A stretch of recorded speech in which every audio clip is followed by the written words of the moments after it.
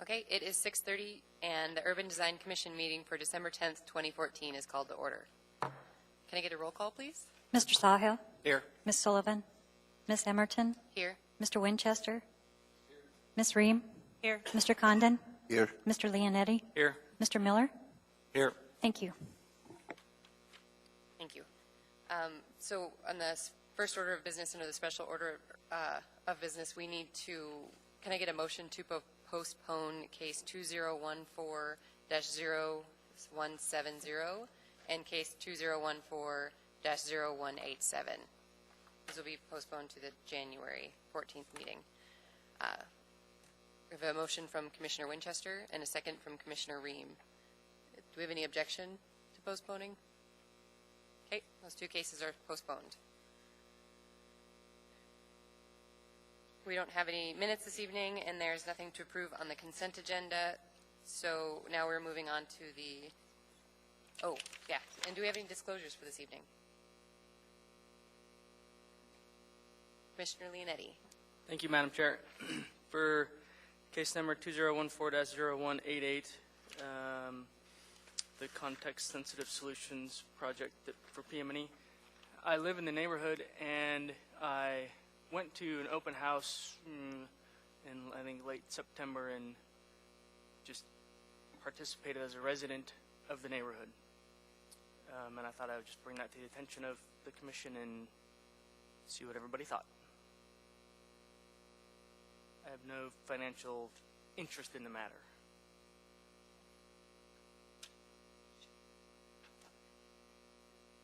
So then can I get a motion to direct Commissioner Leonetti to participate?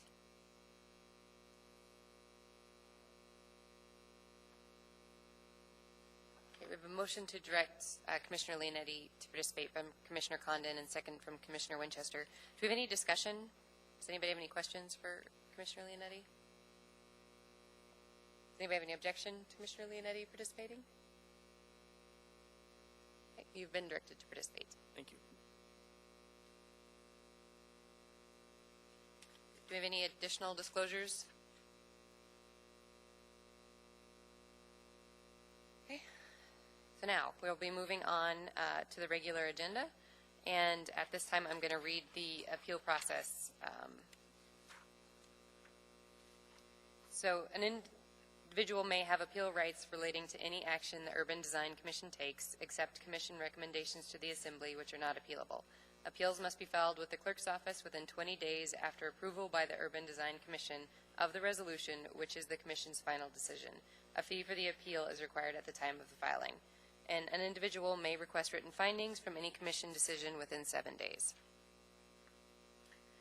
So this brings us to case 2014-0188. Do we have a staff report? Thank you, Madam Chair. This is a request for approval of Phase 1 improvements that will extend Sand Lake West Diamond Road to the Sand Lake intersection to approximately 850 feet west of the West Park Drive intersection. The second phase will extend the roadway improvements to Jodhpur Street, but they are not the subject of this particular review tonight. Construction of Phase 1 is projected to begin in 2015. The project objectives are to provide pedestrian and bicycle facilities and separate vehicles from pedestrians and bicycles, to calm traffic and improve horizontal and vertical geometry, to upgrade the roadway and intersections to current municipal road standards, to upgrade the roadway to ensure adequate capacity for the future growth of the area, to provide major intersections that will operate at adequate service levels in the future, and to reduce long-term maintenance by providing greater durability of the road surface. The design speed of the road is 40 miles per hour, which will be posted at 35 miles per hour speed limit. Pedestrian facilities include a 10-foot wide pathway in the north, on the north side of the road, which is anticipated to experience greater pedestrian use by bicyclists and walkers, and an 8-foot wide pathway along the south side of the road. It also includes 5-foot bicycle lanes on both sides of the road. It is going to be a curbed section, which is a preferred alternative due to projected traffic volumes and ongoing residential development. The construction cost is between $5 million and $6 million, and the total landscape budget is $210,000. Plant materials were chosen that would thrive in Zone 3 of the plant hardiness classification system. The plant materials are similar to that which was used for the Raspberry Road landscaping at the approach to Kincaid Park and have proved to be surviving in that location. The context-sensitive solutions, planning and design criteria are met as landscaping in the roundabouts promotes safety as it defines the boundaries of the roundabouts for drivers and encourages pedestrian use of the crosswalks. The road section will be constructed with 2 11-foot travel lanes, 5-foot bike lanes, 7-foot separation for snow storage and pedestrian bike buffer, a 10-foot or 8-foot multi-use pathway, and street lighting using LED technology. The pedestrian facilities are designed to promote year-round use. The design provides a landscaped environment and reduces the potential for conflicts by separating pedestrian traffic from vehicular traffic, and the proposed upgrade will be designed to provide pedestrian bicycle facilities and separate vehicles from pedestrians and bicyclists to calm traffic and improve horizontal geometry, as was mentioned earlier. Thank you, Madam Chair. Thank you. Are there any questions for staff? I have a question. Okay. When the Planning and Zoning Commission reviewed this last year, there was concern that there was only funding for Phase 1, and their recommendation was to construct both Phase 1 and Phase 2. And I know that this is project, if I'm correct, is funded by a state legislature grant, and I'm wondering if Phase 2 is going to be funded by the same type of grant, or if there's been any consideration for funding for Phase 2? Madam Chair, Mr. Miller,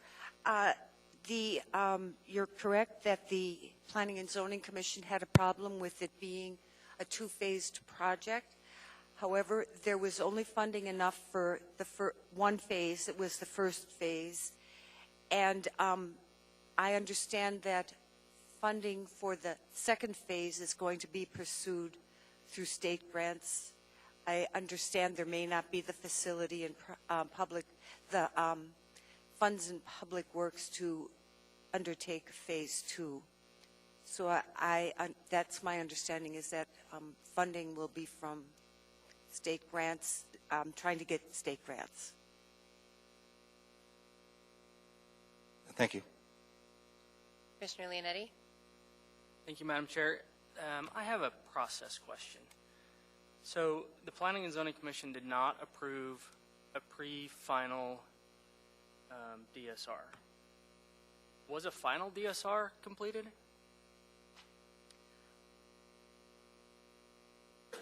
Madam Chair, Mr. Leonetti, this is the final report on this particular road project.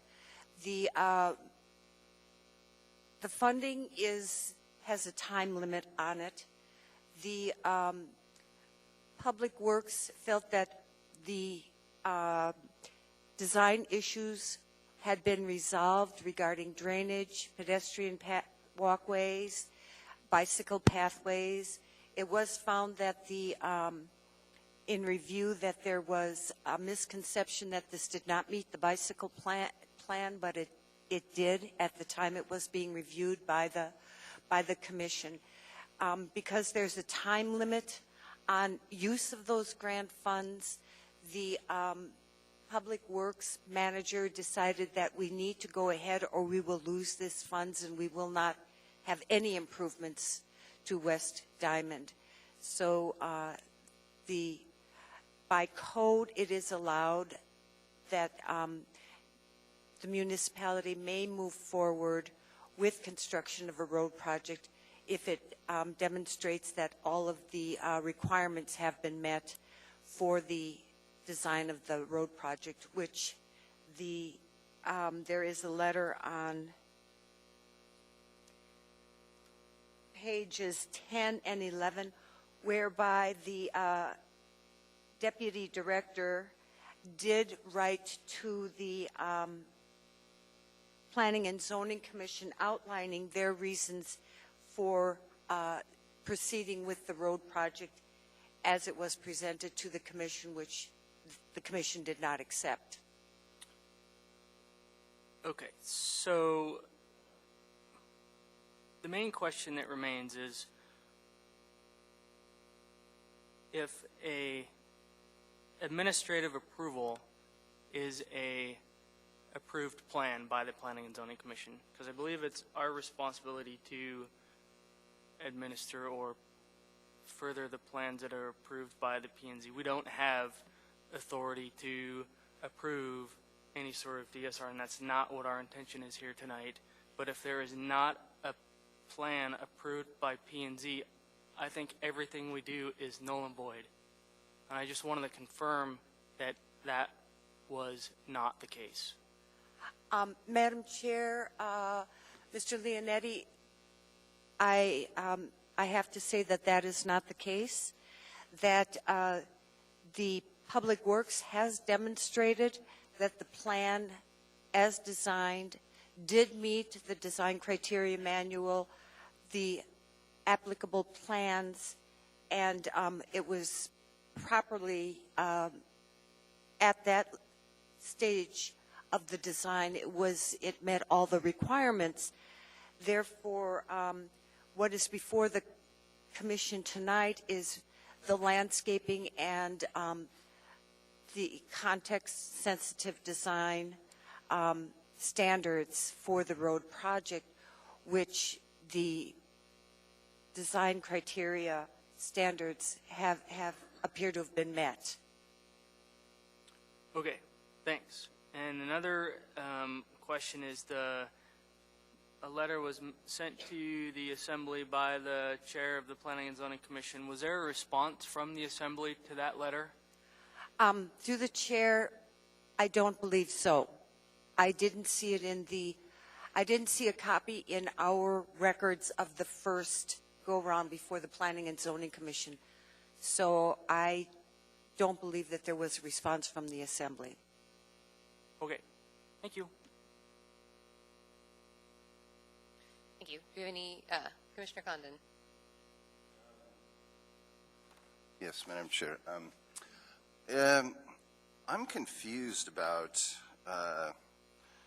the process that the administration employed to override the Planning and Zoning Commission denial of approval. We were steered to section in the old code 21.03.190B.6. Well, that section isn't found in the manual, and the only page that deals with that section steers us to a web page, a website that doesn't exist, and trying to maneuver through the municipal muni.org to find this information about the process that was used to override. I was unable to do that. So I guess I'm having some problems with the protocol that's been followed up to this point. And when it is stated that all issues have been resolved by somebody using 21.03, they steer us to the bicycle commuting plan improvements in our booklet on page 107. And that bicycle plan is pretty clear about non-core routes from West Diamond Boulevard to Kincaid Park and Jodhpur Road. So this is, and then we look at the map on page 109, and it clearly shows, the intent of running the bicycle path all the way through. So I don't see that this is really, that by phasing this and by claiming that the bicycle routes, the bicycle plan is somehow being adhered to, I don't see that.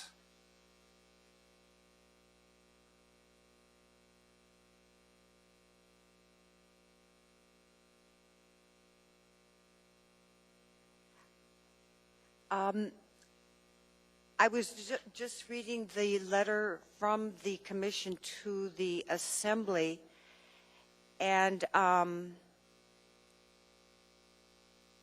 have to find it again.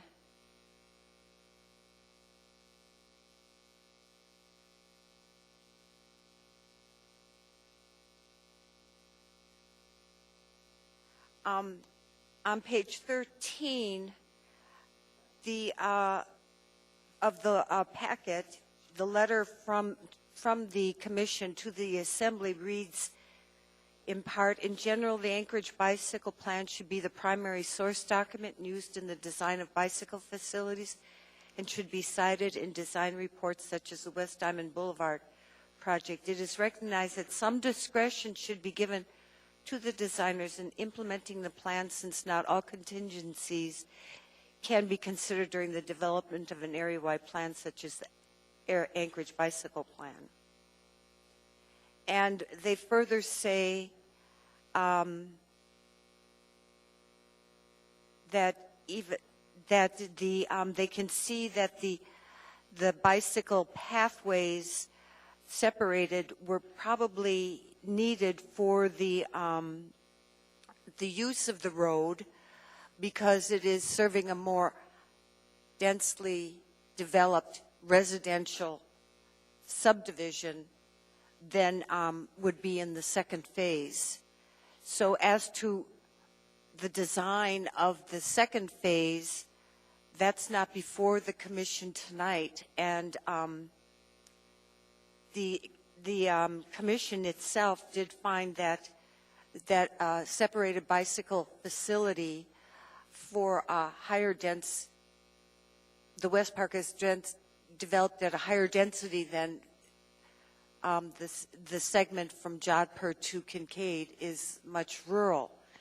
So I would defer to the project designers to answer questions regarding phase 2, because I don't know if those bicycle facilities will be reduced and not have a separated path, pedestrian walkway, and separated from the bicycle path. Okay, thank you. Thank you, Madam Chair. On that same note, on the trails, 2 items. One was the non-motorized transportation coordinator comments overlooked, or did I overlook them? Are they in the packet? Through the chair, Mr. Leonetti, there were not comments specific to that, but there is a segment of the application whereby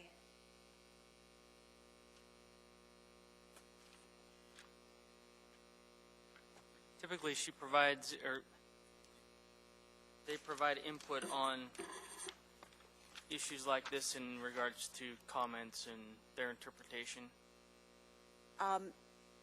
the plan is there were no comments to this particular application, because the comments for the in preparation of the final plans, they're distributed to project management and engineering and public works to receive those comments in advance of the final design. And so I am looking for the specific area where the municipal, the non-motorized coordinator would have made a comment, because they didn't make a comment on the final design.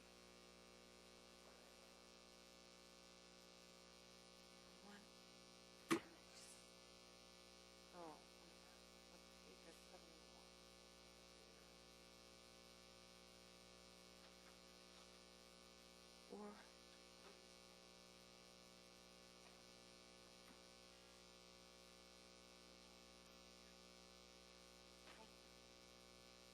I needed some help here. On page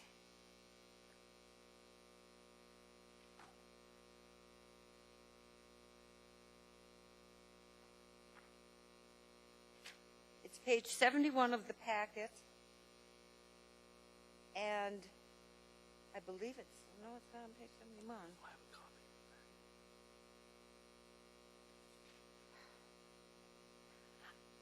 On your, in the booklet that you received, it's on page 4 of 16, and Lori Skanke provided a comment. Project needs to construct new pathway from roundabout to existing path along the east side of West Park Drive. And the response was, the project will extend the sidewalk north along West Park to connect to the existing sidewalk on the Dry Creek Loop. That's also on page 71 of the packet. It's the third comment from the bottom. She provided a number of comments. There was a comment on signs. Okay, so if I could, sorry for interrupting, if I could clarify this. So she is referring to the trail or pathway on the north side of the road, which implies one pathway, correct?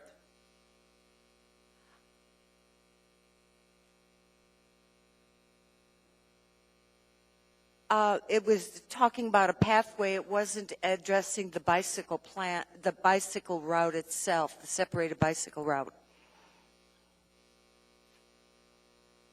Okay, so that will be discussed later.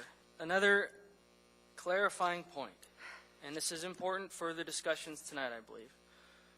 The only place that I have found criteria for the evaluation of this project is in the packet, in the first 5 pages of the packet, and on the or 4 pages rather. On the last page, the heading says plans in hand, supplemental review questions continued. The very last box says response to comments and conditions of approval from design study review. I should back up. At the top of the page, in the first box, it says the Urban Design Commission shall consider the following criteria in reviewing public road projects under this section. The last box says response to comments and conditions of approval from design study report review. So are we supposed to take that as the administrative letter that was sent to us, or the Planning and Zoning Commission not approved resolutions?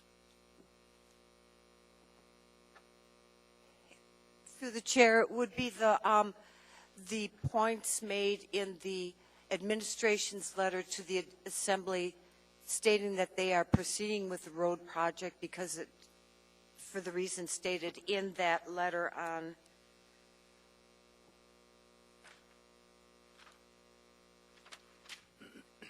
page 10 and 11 of the packet.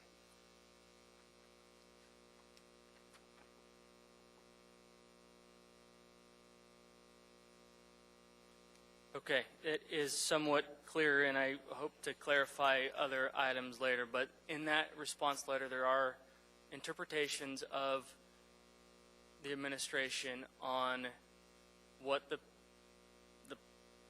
DSR said, which is counterintuitive to what the Planning and Zoning Commission said, and so that's why I guess it's before us to figure out what we believe and how we interpret it. And I come to that conclusion based on this box on the last page. And if I'm in error, then please speak up. What box are you referring to? On what last page? On page 4 of the case, the submittal that we got from the petitioner, it's the last page of the application for the CSS project. It says, response to comments and conditions of approval from design study review. So we're supposed to evaluate this project based on the response to the comments and conditions of approval from the design study report review. So that's kind of a muddy area right now, and it's just one portion of this project.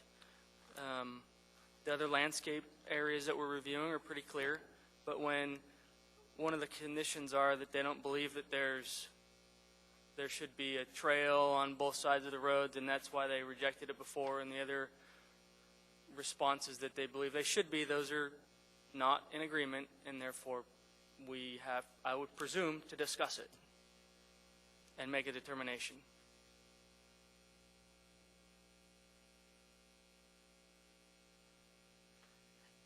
Through the chair, the Planning and Zoning Commission basically denied the project because it was a phased development.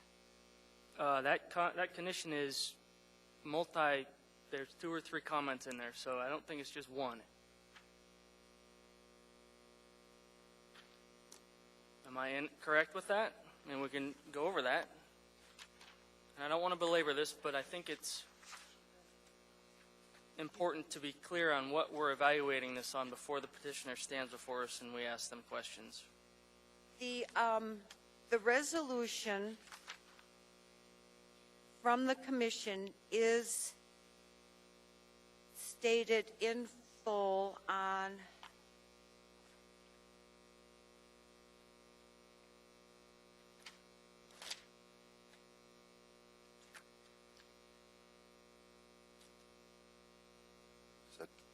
page 12 and 13 and 14. It starts on response to the commission, the comments and conditions of approval from the DSR. And on page 13 and That's correct, 13 and 14. 13 and 14 and 15, the commission found that it's divided into 2 phases. The proposed upgrade will be designed to provide pedestrian bicycle facilities. Dividing the project into 2 phases allows construction of phase 1 to be accelerated. Alternatives were evaluated. Preferred alternatives consist of a curb section. Phase 1 pedestrian facilities will not extend west of the West Park Drive intersection. They talk about a lighting system, and a multi-use pathway on the north side is 10 feet and on the south side is 8. And the finding number 8 is where they discuss and state why it is denied. It was noted that the project in 2 phases will add cost to the project. There was questioning of the need for bike lanes and multi-use pathways and questioning of the ADT, average daily traffic projections. As to the West Anchorage District Plan did not adhere to the, Commissioner stated that the West Anchorage District Plan did not adhere to the Anchorage Bicycle Plan. So it was the district plan itself that did not adhere to the bicycle plan, and that the road design also did not adhere to the bicycle plan for having separated bike paths. So it's the 2-phase project, the 2-phased projects that seem to be the primary reason why there was a denial, and they wanted to see both phases at the same time. The design for both phases at the same time. Okay, I will leave it at that, and I interpreted it a little bit differently that there's other components to that condition, and if I were to write that condition, I would expect all those components to be adhered to, and that's what I will discuss later with the rest of the commission. Thank you. Commissioner Condon? Yes, on page 2 of staff's packet, it's stated that the design study report says that the Diamond Sand Lake intersection will exceed capacity in 2025 to 2035. So we've got a couple decades, perhaps, before we reach sort of a critical situation there at that intersection. And I'm just wondering why the big push to accelerate Phase 1 when the Planning and Zoning Commission felt that it should be a single-phase project in incorporating the stretch down to Jodhpur Road, if indeed problems aren't anticipated until 2025 to 2035. Through the chair, Mr. Condon, let me say that when the UDC has road projects to review, typically they're 10 years out. And so all the road projects that have come before the commission are done and they're engineering now to take care of what they expect will be the traffic in typically 10 years in the future. So this is not unusual. It's what we always see. Okay, but nonetheless, I sense that the protocol is somewhat unusual, where planning and zoning would be overridden by the administration with the justification that there's somehow this need to accelerate the project. Understood that there's a limited budget, but I think that Peter Mulcahy, in his write-up at the end of this packet, is pretty clear about the reasons why it should not be a two-phase project, should be a single-phase project, and it should not be accelerated. Let me try and clarify the process and where we are at this point. Yes, P&Z denied it. They were overridden. So tonight the role of the UDC is not to deal with the DSR. That has been then passed, and there is no, at this point, there is no need for the Planning and Zoning Commission to approve the DSR. And there's no reason for the UDC to approve the DSR. The role of the commission tonight is to approve the plans in hands, the 65% drawings as you have them before you.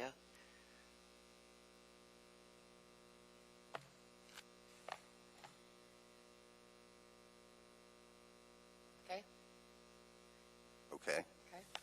Do we have any additional questions for staff?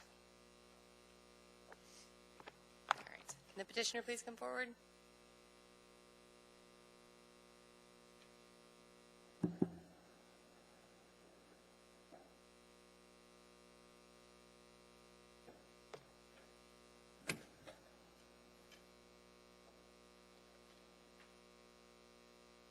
If you could please state and spell your name for the record. Sure. Through the chair, my name is Mark Frudiger, spelled F-R-U-T-I-G-E-R. Through the chair, good evening, ladies and gentlemen. Thanks for having us tonight to present to you our project. Like I said, my name is Mark Frudiger with R&M Consultants. I'm the project engineer for the West Island project. I have with me tonight Juan Lee, also with R&M Consultants. She's the public involvement lead. And then I have Elise Huggins, who is the landscape architect with Earthscape. So what I would like to do tonight is to give you a brief history of the project, followed by the project itself from an engineer's perspective, and then to top it all off, the project from a landscape architect's perspective. And at the end, we'd be happy to hopefully be able to answer your questions if you have any questions. As far as the history of the project is concerned, or the history of the roadway itself, West Island Boulevard was built sometime between the late 50s, early 60s to access what used to be the old Nike missile site, which is now Kincaid Park. The roadway hasn't changed very much since that time. It hasn't really been upgraded, even though the surrounding area has grown tremendously, as is evident by the West Park subdivision, neighborhoods like Sky Hills, and then also the popularity of Kincaid Park on the Jodhpur side. As far as the project need is concerned, you heard a lot from the staff report tonight. Basically, the purpose of the project is to upgrade this this old roadway to current municipal standards. And the way we would like to do that is to rehabilitate the pavement, add pedestrian facilities, improve the drainage, and improve the lighting. Today, the roadway, if you've ever been out there, it's fairly narrow. There's not much shoulder to speak of. The drainage is being accomplished through surface drainage with some swales. If you drive the corridor during the breakup periods, you'll see a lot of standing water that tends to encroach onto the roadway. The lighting is present, but not exactly a big hit. And there are no pedestrian facilities to speak of. So with the growth of the West Park subdivision, there's a lot of people that like to walk. West Park has fantastic pathways. Sand Lake has a pathway. Diamond, east of Sand Lake, has a pathway, but this missing link in the middle has no pathways to speak of whatsoever. So what I have with me here is kind of an exhibit, which I hope all of you have received a copy of this drawing right here. Everybody has a copy of that? So starting off, I may repeat some of this from the staff report, but I'd like to make sure. The roadway section itself, it's going to be a collective roadway. We're looking at two 11-foot travel lanes, 5-foot shoulders, which will double as bike lanes, and separated multi-purpose pathways on both sides of the roadway.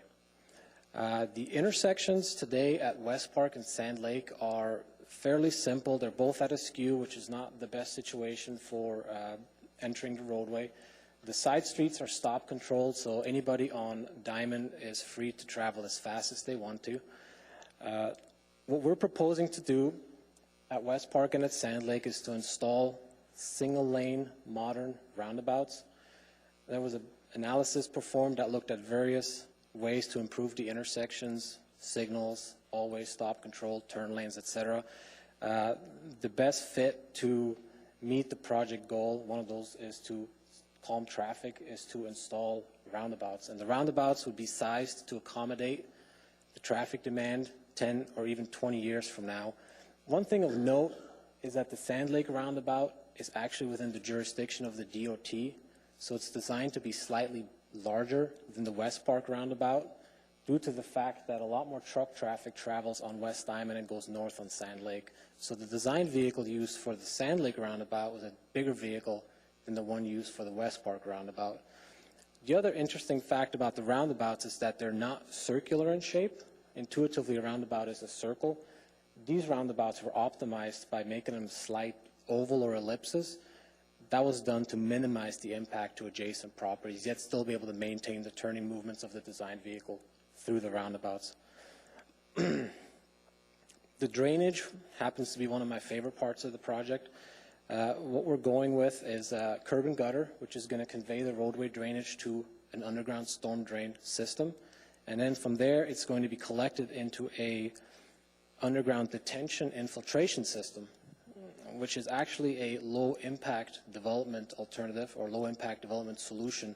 So there's no outfall to speak of other than the water will infiltrate into the soil below the underground infiltration system. As to maintain the water quality of the water body below the roadway, there's actually a two-tiered treatment system in place. There's the standard oil grit separator, which will be maintained by the municipality on a regular basis.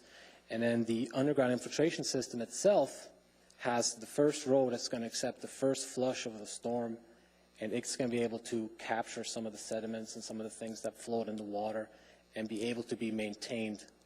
There'll be access for street maintenance to maintain that portion of the infiltration system. The lighting is going to be a continuous lighting system using LED technology, including transition lighting as you approach the West Park roundabout from a fairly dark area to a well-lit area.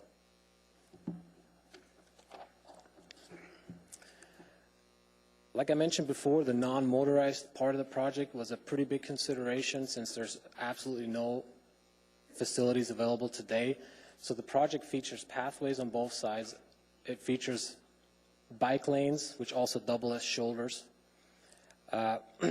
At the two roundabouts, a bicyclist who chooses to use the bike lanes on the road has the choice to either leave the roundabout via these ramps that we have shown here, or he or she can continue through the roundabout and behave the way a car would.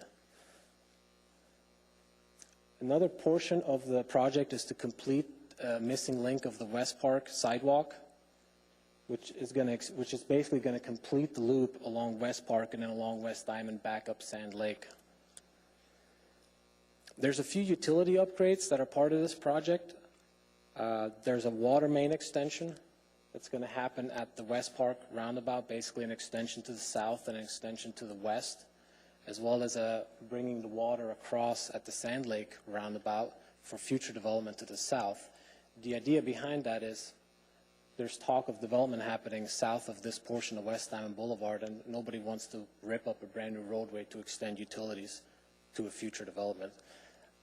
Also, sanitary sewer extensions will be added near the Sand Lake roundabout to accomplish the same goal. Access, as far as private driveway access is concerned, both roundabouts are four-legged roundabouts. The south leg of each roundabout, the way it's designed right now, initially is going to serve private access, but it's designed to accommodate future subdivision or future build-out access as well from the two large properties on the south, if those ever become developed. Just so you know, you have about 2 minutes left. Yeah, so. thank you. Actually, that completes the engineer's portion, so I'd like to turn it over to my colleague to tell you a little bit about the landscaping. Thank you. Good evening, Commissioners. My name is Elise Huggins, Huggins, and I am with the firm of Earthscape, and we are the landscape architects on the project.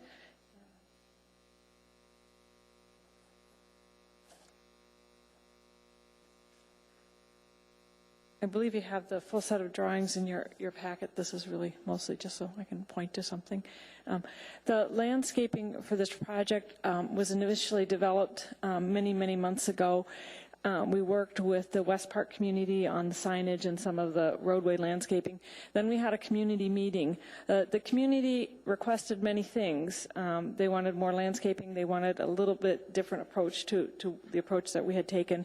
And we were very fortunate that we were able to accommodate them. We added a lot more landscaping based on the public meetings.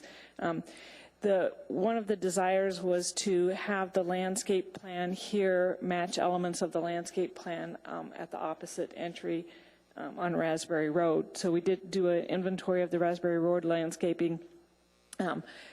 And we actually, it was kind of cool because we found out what the moose did and did not eat on that corridor. And so we tried to replicate the same plant list with this design and use some of the same planting strategies to create a complementary landscape system. And I think that is the big summary. I think I would prefer to answer questions.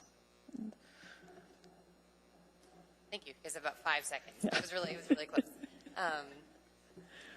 Okay, thank you. Do we have any questions for the petitioners? I'm guessing we do. Let's go first. Huh? Commissioner Sahil. Thank you, Madam Chair. I have several questions. I'm not sure where to start. I think one of the places I'd like to start is to provide you an opportunity to address some of the concerns that are outlined in the Planning and Zoning Commission's letter to the Assembly that outlines their reasons for denying the design study report. In my review of your packet, which I appreciate a lot of the attachments that were included in here, particularly the bike plan, the West Anchorage plan, it saved me going and digging all those out to do my own review of conformance to those plans, which is one of the issues previously. But if you can go through the reasons that they felt it didn't meet the plans and your response to those comments, that would be helpful for me.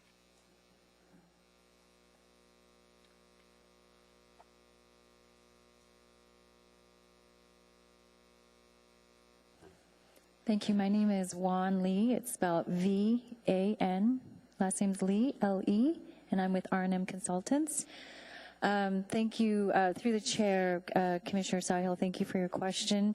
There is a little bit of project history. The project actually started in 2005 and due to funding constraints, stopped at a couple of years ago and was resurrected last year, 2013, when the municipality got a state grant from the state legislature because of the residents saying, you know, we need to get this back up, we need funding, and they advocated and got the funding for the project. Originally, it was one big, long project to Jodhpur, like Mark mentioned, and it was phased based on the fact that there is only a certain amount of money, and it can only be used for construction for the first phase, and that was the reason it was phased. And so when we went to the Planning Zoning Commission with our pre-final DSR, and for clarification, we typically call the MOA PME DSRs pre-final because they're never quite final until you go to construction or you move forward from that. So that's the reason it's called pre-final. There is no final as of yet. So our understanding that through CSS process, the approval process, when you go through the steps, there's 4 steps for CSS transportation projects: concept report, DSR phase, 65% design where we are today, and then 95% pre-construction. The first 2 phases you go through the Planning Zoning Commission. Concept approval. We were under old code, Title 21 as well, but CSS wasn't adopted till 2009, although when the project started for West Diamond, it actually used a lot of the CSS principles even before it was adopted. So working with the community up front, doing the agency review, which we actually began that exact process again when we resurrected the project last year. So we are required to go to Planning Zoning Commission for those first 2 phases. At the DSR phase last year when we went to the Planning Zoning Commission, according to CSS policy and Title 21 requirements, the Planning Zoning Commission has advisory review of the DSR as it complies to Title 21, all the adopted plans and policies, and also the DCM, Design Criteria Manual. Our project did meet all those requirements. The phasing came late after the project was started again in 2013 due to direction from the legislature that granted us the money for the project. And also under CSS, it makes sense because the project, as it was one big long corridor. There are 2 contexts. There's an urban context between West Park and Sand Lake, and then West Park through Jodhpur is a different context. It's a little more rural. The roadway is a little bit narrower. There's different zoning. So our phase 1, West Park to Sand Lake, is actually R1A zoning on the north side and the south side. And so with that, we thought, well, this makes sense to make it a different project. It's an urban section. And then once we get the funding, we can start with phase 2 and work with the residents of that section on their more, I guess, semi or suburban, urban. There is a mix of zoning actually on that second phase. So, if I could interrupt just now and yeah. maybe try to refocus this discussion. On page 12 of the packet, item number 2 in the P&Z list, I'm okay with phasing. You know, I understand phasing. You know, money comes in chunks and you build what you can in the phases. So I'm not overly concerned with P&Z's issue on phasing. Item number 2, the phase 1 design does not follow the recommendations contained in the adopted Anchorage bicycle plan. Is that true, or do you comply with the bicycle plan? We do comply with the bicycle plan. It does. The bicycle plan require, and what do you have? I'm sorry. Specifically, what does the bicycle plan require? So in the packet, we included the excerpts from the bicycle plan. And if I could just find it. The bicycle plan does not identify West Diamond in this section as a core route, but it does identify it as a shared bicycle facility. And that could be interpreted as an on-road bicycle facility for commuting bicyclists or utility cyclists, as the bicycle plan calls them. The bicycle plan was written in 2010. We also had to look at what the West Anchorage District Plan said for this area. The West Anchorage District Plan was a more refined study, very specific to just this area of Anchorage. And so it looked at the specific needs of the residents, looking at the future build-out, for example. Most of the developable land is in this section. At full build-out, over 700 new homes are going in. And as we speak, there's a plat that's just been submitted for at least 50 new homes just at the West Park roundabout area. So the area is developing. There's going to be more traffic, and it is an R1A zoned area, so it is an urban section. Pathways on both sides are required by Title 21, so we've met that standard as well as the West Anchorage District Plan and the bicycle plan and the pedestrian plan. Okay.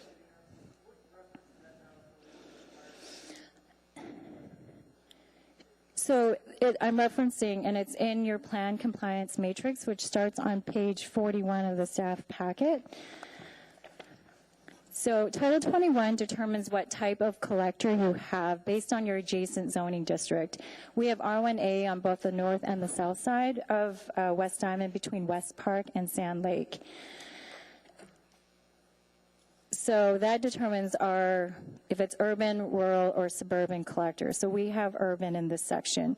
Title 21 also says that if you have ADT of 1,000 vehicles or more on an urban collector, you're required to have sidewalks or pathways on both sides of the road.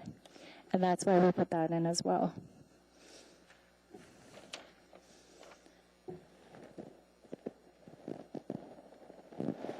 The next thing in their letter is there's significant design issues on Phase 2 that have not been resolved. I understand Phase 2 isn't in front of us today, so we will see that someday, and hopefully all those issues will be resolved. I have a general question on Phase 2. Are you planning to have a multi-use pathway in Phase 2?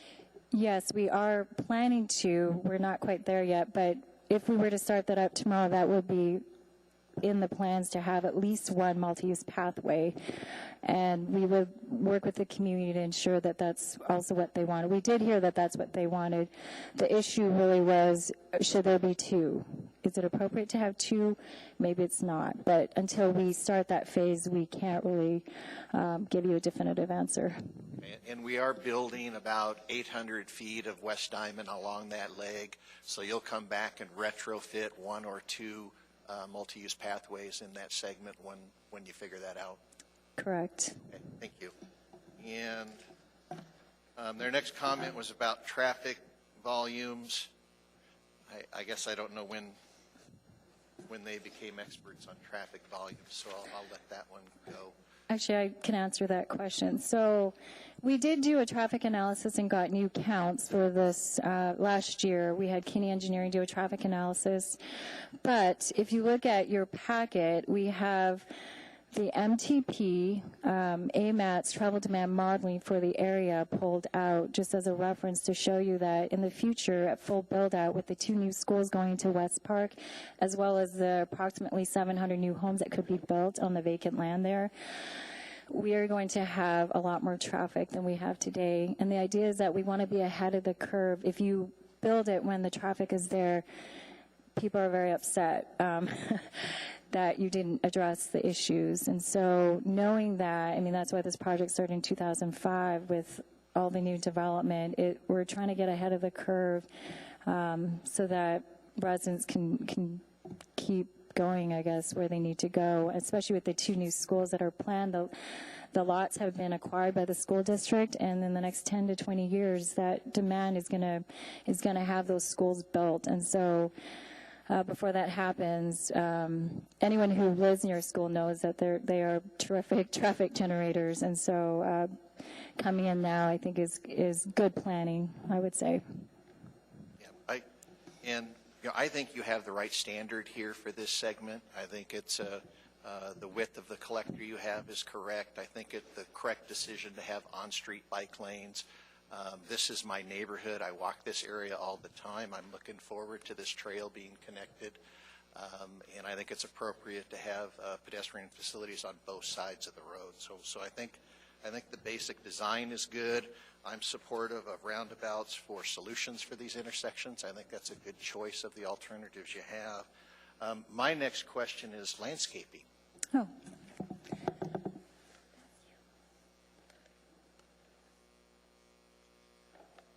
You know, one of the standards we're to review this road against is describe the project's contribution to developing an attractive streetscape. And we like landscaping here. And I think the landscape concepts you've come up with here are great for the roundabout and the adjoining areas. I'm wondering why there's no landscaping in between the two roundabouts. It appears that there's right-of-way available. On the north side, the existing vegetation's kind of crummy. It's got a lot of poplar and alder, and I was surprised that we wouldn't have more street trees along that segment. And on the south side of the street, it's kind of an open, ugly field, and I just see some opportunities and some existing right-of-way to provide some additional streetscape and street trees along that segment, and I was wondering why you didn't choose to do that. We can review that and see if there's a possibility of adding landscaping to the roadway. Did you want to answer? I don't want to blow your budget, but it just seems like there's an opportunity, and we encourage people to take opportunities when they're there. Well, I'm very biased, as you know. Through the chair, Commissioner Sawhill, if I may try to answer your question. If you take a look at the drawing that you have in front of you, that kind of matches this drawing right here. We did actually add additional landscaping, including trees between the two roundabouts. This location, and these two locations right here, which is also shown in Elisa's drawing right here. So there's the Sand Lake roundabout, and here's some additional landscaping, including the kind of meandering pathway, which did provide for a great opportunity to add additional landscaping, especially due to the fact that the right-of-way is wider here, as well as the fact that this is kind of an eyesore today. What you have is nice, and there is a gap in the vegetation on the north side where the utilities come through, and the landscaping you're providing does line up with that gap, so I think that was an appropriate location to put that. But I would still think there's an opportunity to do some additional trees between those two sections. And again, I was trying to understand your philosophy in the design and how you came up with the design you have.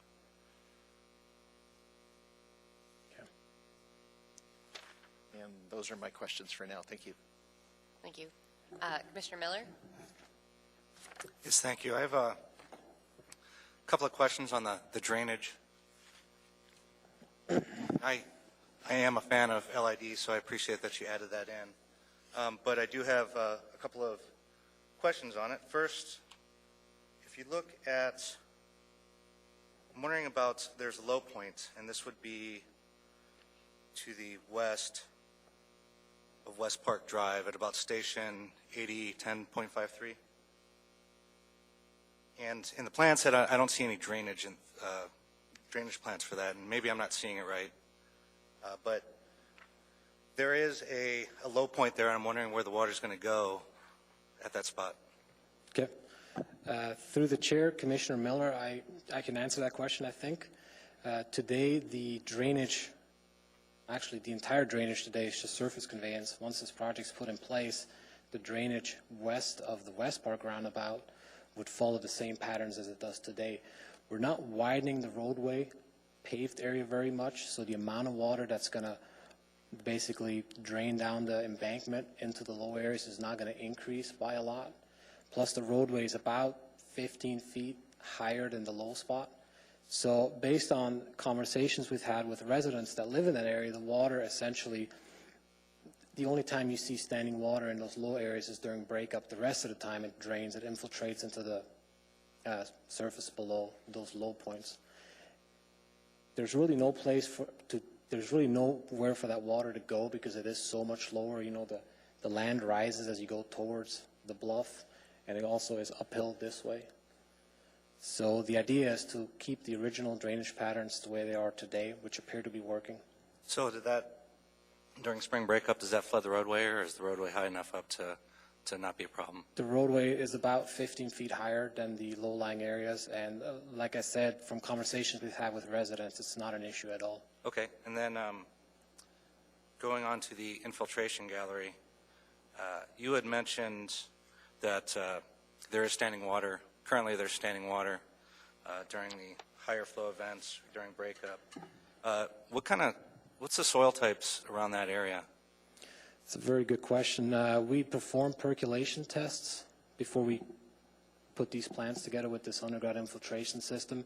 And what we found at the elevation where the infiltration gallery is going to be, which is about, the inward elevation would be about 7 to 8 feet below the existing grade as it is today. We encountered very high infiltration rates, which makes sense because it used to be a gravel pit. So they're very sandy, gravelly soils, which are ideal for infiltration. So is this designed for like the 10-year event? It's designed for the 10-year event, but it's also large enough to retain the 100-year event because there's no viable overflow location because it is really the low-lying area. We don't want it to go over the into the West Park, into the low-lying West Park area, so we're trying to keeping everything in the road as well as in the underground infiltration gallery. Okay, that answers those questions. I do have one other, and this is in regards to one of the comments given by street maintenance, and has to do with the oil grit separator maintenance. Mm-hmm. And they said, they asked that, you know, that needs to, I'll paraphrase, I'll just read it here. Please provide an all-weather maintenance access to the OGS units capable of supporting 70,000 pounds and 16 feet wide. And the response is that you'll move the OGS access to the bike lane. And my concern with that is that during maintenance of the oil grit separator, you're going to send cyclists out into the middle of the road? Through the chair, Commissioner Miller, the plans that street maintenance reviewed was a slightly different rendition of what you have in front of you today. That rendition had 2 oil grit separators that were located in the buffer area between the curb and the pathway. So based on that comment, we decided to consolidate it into 1 oil grit separator to move it into the roadway, but we didn't want it to be in the traveled lane so that the maintenance vehicle would have a place to pull over and perform the necessary maintenance. It's my understanding they maintain it once a year, and I'm not sure how much time it takes to maintain it, but I don't envision it being a very long time, so I think that's something the cyclists can live with. Okay, that's all the questions I have on drainage. I'll pass it off to someone else. Thank you. Thank you. Commissioner Winchester. Thank you, through the chair. The question I guess I continually have about roundabouts is the question that they're traffic calming. And this morning I was going through the Dowling roundabout, and I see the smile on your face because there were almost 2 cars hit, and most people were traveling 35 miles an hour plus through the roundabouts. And there is no way a pedestrian or a bicyclist was getting through there ever. I just question as I continue to do it, and I'm going to continue to do it, as to how these are traffic calming and how they are going to help the pedestrian, Mr. Sahil, who lives in the neighborhood with his kids on their bicycles, get through one of these intersections or walk through one of these intersections when the drivers are not looking for pedestrians at all. At all. There's no, so question, if you have anything to comment on, I'd like to hear it. Sure, through the chair. Commissioner Winchester, I have a smile on my face because this is not the first time we've heard. It seems like people either love roundabouts or they hate roundabouts, and when you get to talking to the people that dislike roundabouts, they quickly mention the Dowling Road roundabout. It seems to me the Dowling Road roundabout's perhaps the kind of the poster child for a roundabout that maybe doesn't function as well as it could. I believe it's really unfair to compare the Dowling roundabout to these roundabouts, not only due to the fact that the Dowling roundabout is 2 lanes, these are single lane roundabouts, but also due to the fact that the traffic at the Dowling roundabout is significantly higher than what any of these roundabouts will ever see. In my opinion, the reason roundabouts are traffic calming is if we take a look at the situation today. Today the roadways is posted at 45 miles an hour. We've done speed studies and we've seen speeds in excess of 65 miles an hour through both of those intersections. Well, you can add a stop sign, you can add a stop light, but those are not physical features that will deter a motorist from slowing down. However, a roundabout by itself, as well as the approaches to the roundabout with the geometry of the curb, the signage, and everything that goes along with it, are intended to slow the driver down, or in other words, force the driver to slow down to about 20 miles an hour on a single lane roundabout. So I think if you compare a single lane roundabout with speeds of around 20 miles an hour versus a situation like today where there's nothing slowing the driver down, I would argue that a roundabout is a very effective traffic calming solution, and by that, much better protects the pedestrian. Also, the pedestrian who crosses the roundabout approach crosses one leg of it, or one lane at a time, with a refuge aisle in the middle. So really, the pedestrian only has to look one way before he or she crosses, and then they have a place to rest and look the other way before they cross the second half of the roundabout. Understood, but go to the Minnesota and C Street roundabouts. I mean, and the truck traffic in that one. I mean, I understand Dowling is probably busier than even that, but I've been through that one 3 or 4 times recently. All I'm suggesting is that you're right. Okay, from a straight road at 65 miles an hour, boy, it slows them down. Yeah, I got that. But from the standpoint of traffic moving through the intersection and deciding when to slow down or what to look for, most people are looking for cars and trying to figure out how to get in and out of that roundabout easily than they are looking for pedestrians. And the idea that a pedestrian is going to get trapped in the middle and wait one way, in other words, we're putting the onus on the pedestrian to get through that intersection, you know, an 8-year-old or a 10-year-old child to get through that intersection by getting to the middle and figuring out which way to look. They're confusing a little bit, and I understand, like them or not. I've driven on them in England, and they work perfectly. But they don't put pedestrians through the roundabouts. They don't. We need to study that. I just looked it up again today. They do not put pedestrians through the roundabouts. And so we've decided we're going to put roundabouts in, but we put the pedestrians right in there with them, and all the bicyclists too. And I'm just suggesting, you know, this in particular, because you talk about adding 1,000, you know, 1,500 homes in this area and a school, and you're going to add a lot more traffic to an area that is predominantly pedestrian, not vehicular. I mean, it's mostly pedestrian area, and people live there. So, understood. Thank you for your comments. Thank you. Commissioner Leonetti? Thank you, Madam Chair. I have a couple of, these are mostly design questions, and I think the process questions have been answered today from the other commissioners' comments. I do share the same comments about the case packet, how the west part, or the trails plan and the other items that you put in there were very helpful. You didn't have to go look for those things. So thank you for doing that, and thank you for adding additional landscaping at the roundabouts. I appreciate that, and I also have similar comments to Mr. Sawhill on trying to incorporate some more type of tree and shrub vegetation between the 2 roundabouts. I think the design intention there, in my mind anyway, would be to have more of a natural feel, similar to what's west of Westlake or West Park Drive.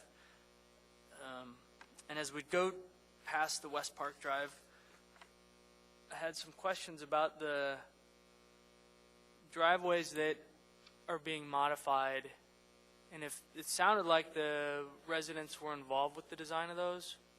It looks like on this graphic today that there's an easement that goes east-west parallel with Diamond Road that has access to all those lots. And I was just curious why, I mean, that's speculation on my part, but why some of these are going to the extreme that they are. Okay. Through the chair, Commissioner Leonetti, let me start out by saying the easement that you're referring to that's south of West Diamond Boulevard is actually a utility easement. Oh, okay. That's where Chugach's main power line goes through. So that's not an access easement. Okay.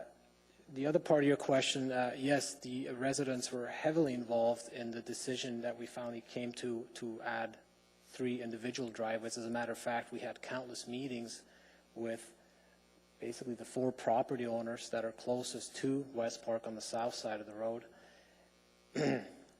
The basic issue at hand was the fact that 3 of those properties shared a single driveway that encroached on the neighbor's property and then again on the next neighbor's property before they accessed the roadway. Well, with the roundabout going in, it was decided, or it's not standard to have a driveway plugged into a roundabout. You want to remove any of those conflicts away from the roundabout itself. So we came up with I want to say something like 20 different alternatives that we presented to these property owners on 4 or 5 different meetings. And what you see on your plans today is the conclusion that or the wishes, what they would like to have done in order to make them whole. Okay, great. Thank you. And then on West Diamond Boulevard, in that same area, between the clearing limits and the road, there's no proposed vegetation going back in. And it looks like it's the width of the right-of-way. Is there a reason that it's not being revegetated? Through the chair, Commissioner Leonetti, that's a very good question. The right-of-way looks very wide in that area, but due to the height of the road and the fact that we're raising the road by about 4 or almost 5 feet at the low point, basically the toe of the slope is going to be really close to the existing right-of-way line where it is today. So the 2-to-1 slope, which is what we're proposing once we're past the clear zone, not sure if it's suitable for much landscaping, trees and such. We are proposing to seed it, and of course where there are opportunities to do more than that, we could consider that. But as far as I can remember, there's really not much room to do any additional landscaping just due to the vertical geometry of the road and where the footprint of the road lands. Okay. I will find a sheet here in a minute and come back to that topic, because I think that there's an opportunity there. You know, a lot of the residents, a lot of the pushback from west of West Park Road Drive was because of the country feel, and the road that was proposed was uber wide, and nobody over there wanted it, and they wanted the country feel. Well, I think it's important to demonstrate to them, and I think this is an opportunity to demonstrate to all the naysayers in the neighborhood that we can accomplish it, and it can be done correctly, and it can be done efficiently, cost-wise, and we can start by revegetating these areas that are going to be impacted minimally with the road for the new construction, but it tends to eliminate a lot of existing vegetation. So I'll come back to that. And then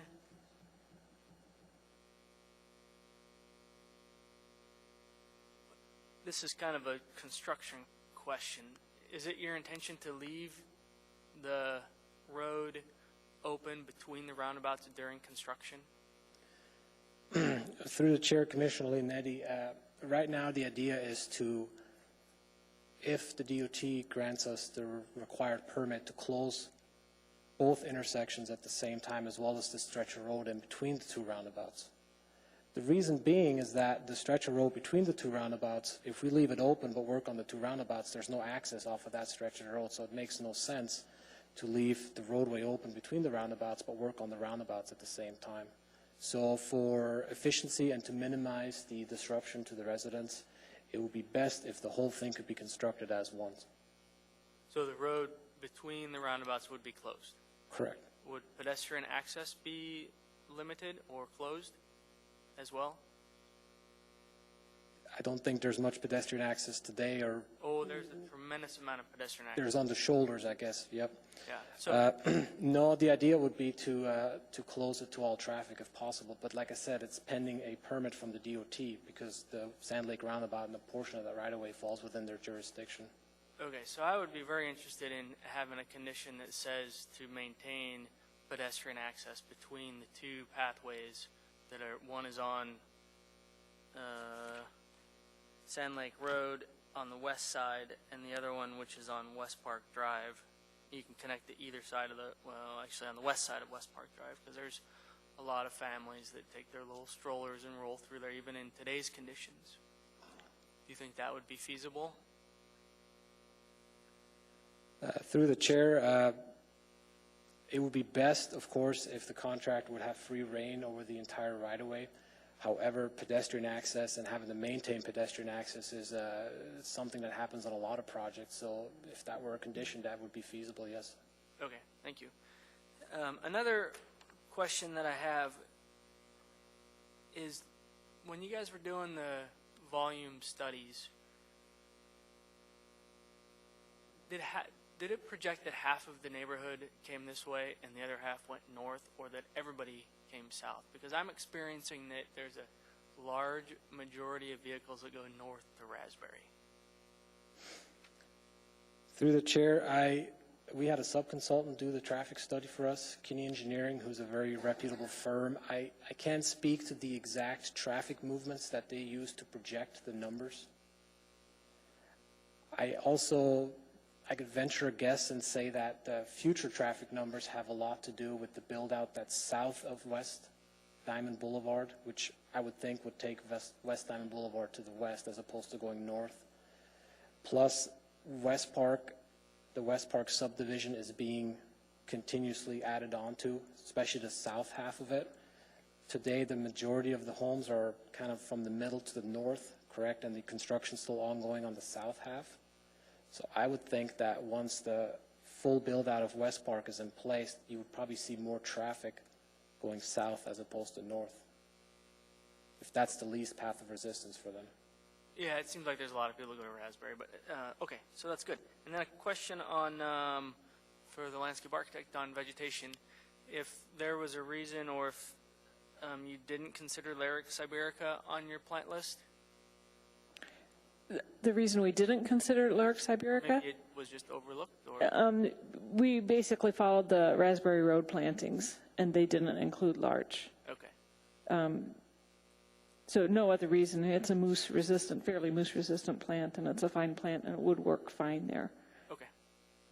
I did have an answer on your revegetation question. Okay, good. We always have a conundrum as landscape architects when we're doing roadway projects, because we do have limited right-of-way.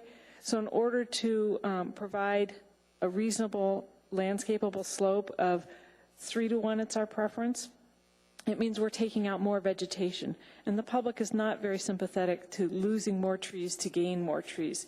It's just one of those problems we have. And it seems like no matter what, if we even try to explain, in 10 years it'll be great, it'll be fine, it's just hard for someone to accept us taking out more vegetation to achieve that. And so that's why you do see, and also in that area on the west side of West Park, the other thing we have a hard time with the public is explaining to them why we like to revegetate with alder.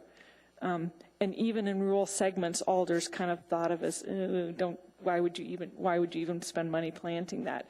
And in actuality, that's the best plant that we could put back on those slopes is alder.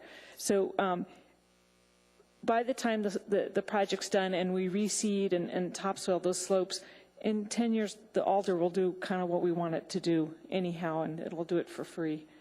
So it was intentional to leave it as just seeded then? Yes. For those that would be our recommendation, unless in this specific situation where we have limitations on how big that footprint wants to be. Okay, cool. While you're there, another two questions. The chevrons in the roundabout, were there opportunities to change the design, or was it not this project that allowed that? The preference on this design was to keep this roundabout more typical and more standard.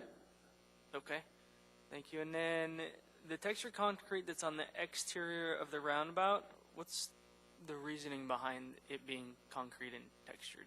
So around the perimeter of the travel lane? Okay. Through the commission, through the chair, Commissioner Leonetti, I apologize. I believe you're talking about the stamped concrete between the curb and the pathway in the vicinity of the roundabout, correct? Okay. The idea is it's going to be red concrete, so it'll be a nice visual clue to somebody walking on the pathway that, hey, this is a not pathway, do not walk here. It's also sloped slightly differently, and it's also imprinted. So between the color, the slight slope change, and the pattern of the concrete, we're trying to shoot for a visual clue that this is not a surface to walk on. The trouble with making that a vegetated area is that all the maintenance that happens in around about it, I'm not sure if they're going to have to use de-icing solutions, for example. Well, of course, spraying salt in the vicinity of anything that's vegetated, if we were to vegetate that small strip, would probably not fare well for the plants there. Yep, no, I wasn't implying that it to be vegetated. I was just curious why it was that configuration in paved concrete. And then the last question, the easiest one to look at is sheet 77, which is the landscape plan. And it doesn't pertain to landscape, it pertains to perpendicular curb ramps. Is there a reason that you did not use parallel curb returns there? Can you point me to the correct sheet in my packet? 77. Oh, I don't have that packet. Is it plan sheet 77? Sorry, plan sheet 77, yeah. Okay. Let me find that real quick.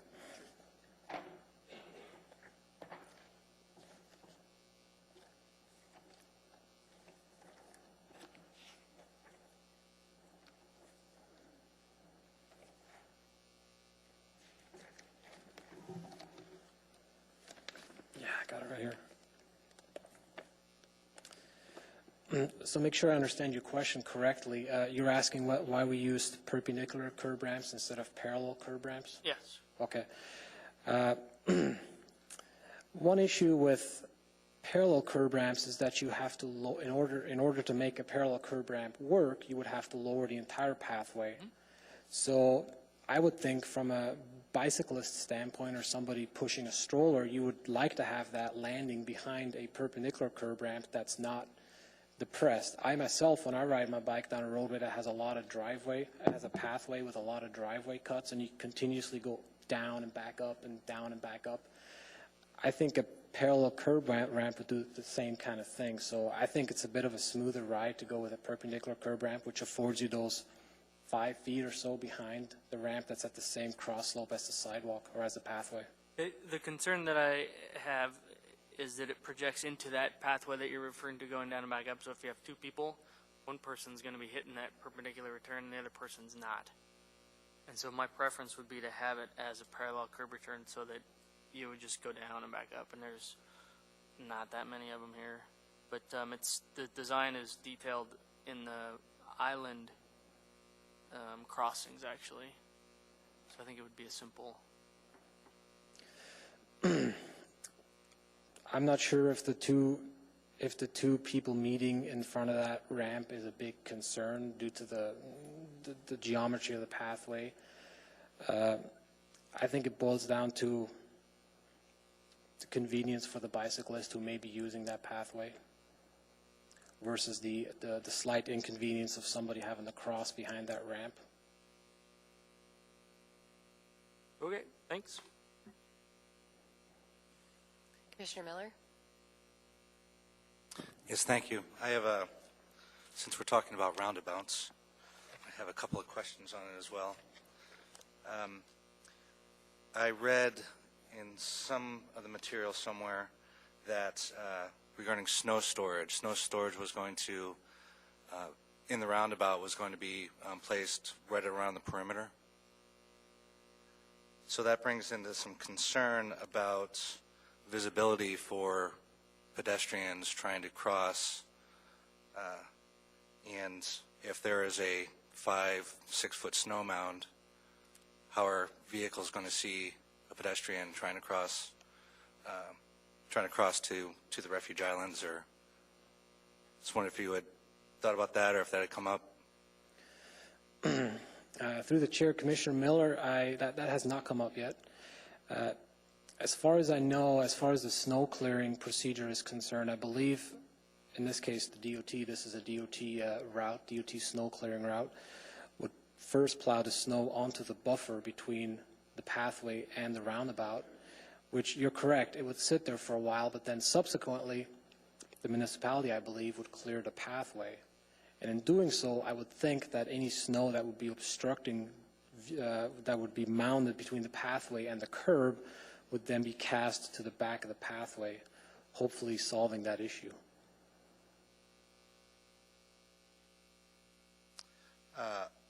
Okay. So the second piece, and again, this has to do with visibility, and I know anytime I've gone through a roundabout, I think the key to it is to being able to see the other vehicles moving about the roundabout. And I noticed on the landscape plan in the island right in the center of the roundabout, first off, it's pretty tall. I think it was about 7 feet, and then we're going to put trees and shrubs and bushes and such. And I'm just wondering how that would affect the visibility from one side of the roundabout to the other. And again, if that's come up, if that's a concern. I mean, I know, especially landscape architecture-wise and aesthetics, you want something in the center. But it looks like there's some spruce and some deciduous trees there. Through the chair, Commissioner Miller, that has come up, and it's a very interesting point of discussion. A modern roundabout and its traffic calming nature relies not only on the geometry of the curb leading to the roundabout as well as the geometry around the roundabout, but also the landscaping in the central island. So one thing that you want to avoid on a modern roundabout is to have the driver approaching the roundabout be able to see through the roundabout and see the vehicle that's opposite of him or her. Because the decision point at which the driver has to decide whether to enter the roundabout or not has no bearing on the driver coming at the roundabout from the opposite direction. Another reason you want to mound the center of the roundabout higher is to reduce any headlight glare from the oncoming traffic. So if you look at the landscaping plans, there are actually 3 tiers proposed for the central island of the roundabout, each tier being at a steeper slope and rising to a taller height. And that was all done as a result of the side triangles, which are side triangles to the nearest exit, side triangle to the nearest crosswalk, and not being able to see the vehicle coming at you from the opposite side, because it has no bearing on whether to enter the roundabout or not, so it's better to not have them see it. Plus, the idea is also if somebody can see through the roundabout to the opposite approach, it may make them speed up if there's no vehicle there. So it's best to block the visibility through the roundabout to the opposite approach. Okay, thanks. And then last question. I think between the 2 roundabouts, the speed limit is posted or will be posted at 45, 35? 35. Okay. And then through the roundabouts, it goes down to 20? They're designed to force the driver to reduce their speed to 20. They're not posted, however. Right. So one of the concerns that I see is, the way I think of a roundabout is when vehicles go through it, they kind of go through sort of like a cog. They kind of fit in together. But as you're driving east-west-ish on West Diamond Boulevard and you through the roundabout, well, those folks coming from the south, they have to take a much, and they want to take a right-hand turn, they have to take a much sharper turn to get around that corner than the rest of the roundabout. And it seems to me like the speed differential between the 2 vehicles would be such that could cause problems. And not being a traffic engineer, I'd like to hear your thoughts on that. Sure. Through the chair, Commissioner Miller, it's a very good question. Like I mentioned, I believe I mentioned at the beginning of my presentation, the 2 south approaches to both roundabouts will, in the near term, serve basically 1 house each. So the idea is to serve 1 house at the present time. You don't have to have a very large radius just because the number of trips that are generated by a single house. We don't know at this point what's going to happen to those properties south of West Diamond. If the density increases such that it would warrant a slight modification to that roundabout curb radii, which would then most likely require some acquisition from the adjacent property, that may have to happen. However, it's anybody's guess at this point what exactly is going to happen to those properties on the south. So for the near term, being designed for the single home with, I believe, 10 trips a day, these smaller radii are sufficient. Okay, thank you. All right, do we have any additional questions for the petitioner? Thank you. Thank you. So the matter now rests with the commission. Can I get a motion to approve?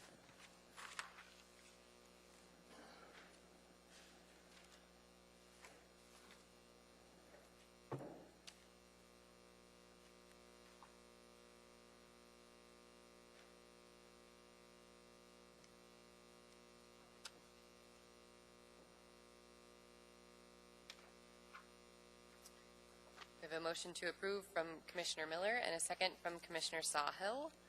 Commissioner Miller, would you please state your motion? Yes, thank you. Let's see if I can get this right. I think this is a pretty solid project. It looks good. I think it's desperately needed. I like the use of roundabouts. I do have some. Can we actually start by stating your motion, then we'll get it on the floor, and then we can talk about it? Okay. Thank you. I move to approve this project. Let's see, case 2014-0188.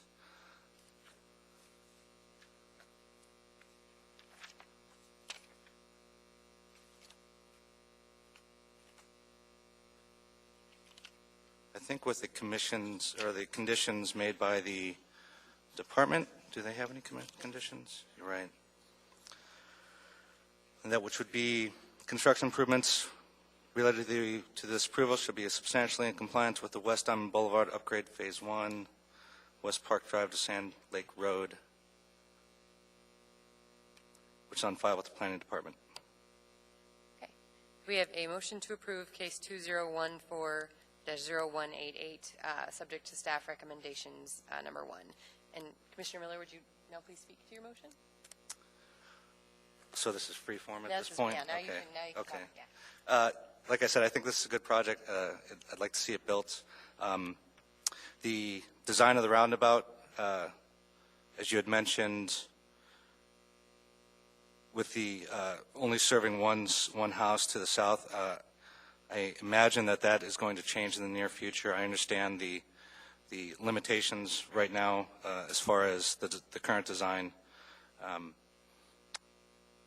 And if the traffic counts coming from the south were to increase, this would certainly have to be redesigned, I think. Of course, that's not going to happen for a while. I do appreciate the fact that you're using LID. I think we need to do that more. There is some, I share some of the concerns about the pedestrian access, but I think at this point, it appears about as safe as it's going to be without any major redesign. So yeah, I'm looking forward to having this built. Thank you. Commissioner Sawhill, would you like to speak to your second? Thank you, Madam Chairman. I also intend to support the motion. I'd like to, try to briefly address the criteria we're supposed to review these projects against. First criteria is the degree to which the project features contribute to on-site use of the roadway. The project, the feature should enhance safety, efficiency, and comfortable public use. I believe the standards that the project is being built to meet the criteria of Title 21, the Design Criteria Manual. I believe they meet the provisions of the pedestrian plan and the trails plan. I think it's important to have trails on both sides of the road with the traffic volumes that are projected, and it's in an urban environment. I also would likewise appreciate the use of LID drainage features. I think we should use them when they are appropriate, and I think this is an appropriate location for LID drainage features. I think it's important to have continuous lighting in this segment that meets current standards. The next is effective use of Winter City design principles. Again, I think it's important for this segment to be lighted and to have pedestrian facilities on both sides to meet the Winter City's design criteria. Snow storage is also an important issue in Winter City's design, and I think there's appropriate location for snow storage along the segment of the road and within the roundabouts, and I think those have been adequately addressed in the design. And I believe the project contributes to developing an attractive streetscape. I think the landscaping proposed is consistent with other landscaping in the area to provide an identity to the area. I think the idea of using the palettes that are developed for raspberry and are proven are a good way to go, and I think the colors and plant materials will provide an interesting streetscape for this area. And last is probably the toughest one of the criteria for us to address, which is response to the comments and conditions of the approval of the design study report, which wasn't ever really approved, but we do have a procedure that's provided in code for the administration to push projects forward despite what the commission does. And I believe the information provided by the applicant does a great job of addressing each of those issues. I have no problem with project phasing. That's a normal thing we do to provide improvements as funding is available. I think the location or the break in the phasing is appropriate for this project. I believe that the project does meet the area plans, even though the commission did not find that. And I believe they've adequately addressed the issues raised by the commission in their submittal and narrative. So for those reasons, I will be supporting. I would like to make an amendment to the conditions. And so I guess I have a motion to amend, and I would like to add an additional condition of approval to consider adding additional landscaping between the roundabouts on West Diamond. I believe I have a second for my motion. There is a second. So we have a motion to amend from Commissioner Sahil and a second from Commissioner Leonetti to consider adding additional landscaping between the two roundabouts. Is that fairly state what? That's fair. Okay. Do we have any additional discussion? Any objection to the amendment? Okay, that amendment passes. So we are now back to the approval for case 2014-0188, subject to staff condition number 1 and condition number 2. Is there any additional discussion? Commissioner Leonetti? Thank you, Madam Chair. I intend to support the motion, and I agree with a lot of the comments that Mr. Sahil had stated. I think the petitioner did a good job on stating the facts on the interpretation of the Planning and Zoning Commission's resolutions of approval, and I think that I would like to add just the clarifying findings that Mr. Sahil did mention this, but I think it would be good to put in here the verbiage for the reference.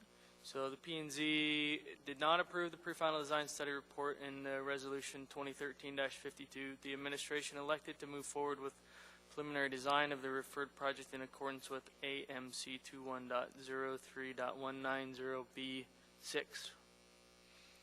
I would also like to make a motion to amend, so I will do that now.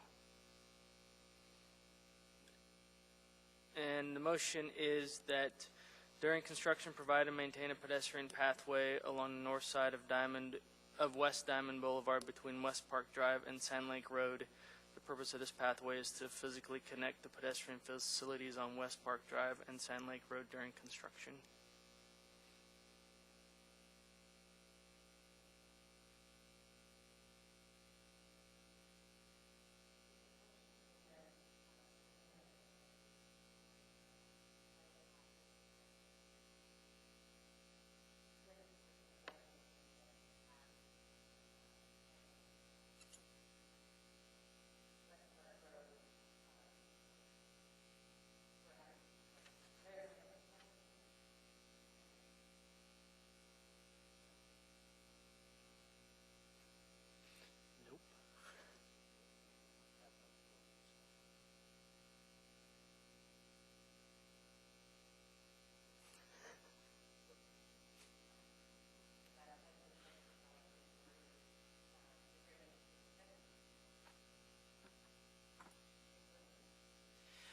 Yes, I do not intend to support Mr. Leonetti's amendment. I think that it's troubling in construction to provide access for pedestrians in a heavily worked area. I don't think it would be safe. Anyway, so I don't intend to support that amendment. Commissioner Sahil? Thank you, Madam Chairman. I don't intend to support the amendment either. Thank you. Any additional discussion? Can everybody please vote on the motion to amend?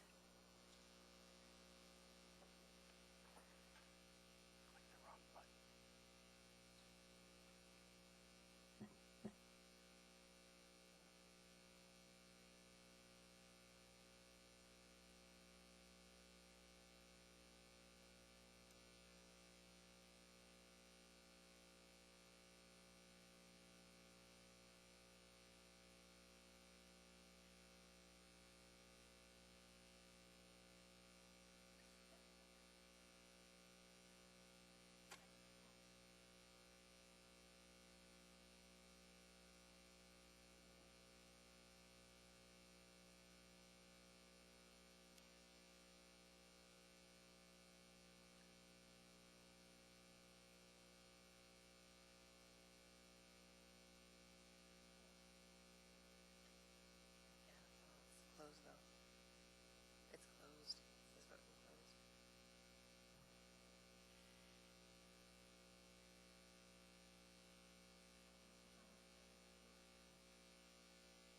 Could you please press on the floor on your screens? Do you want us to do motion to amend?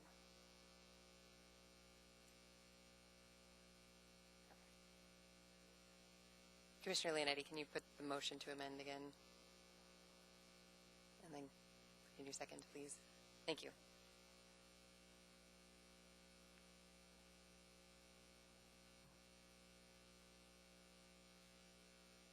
No, can everybody please vote again?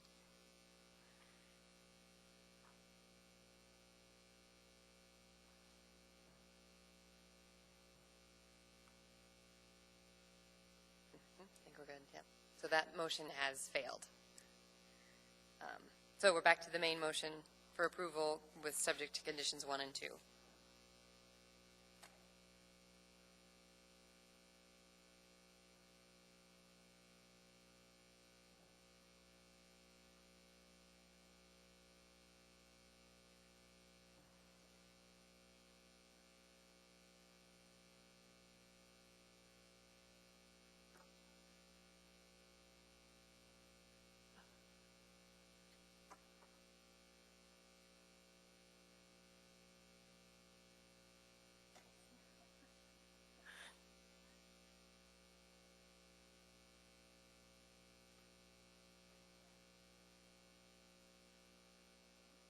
For effective voting.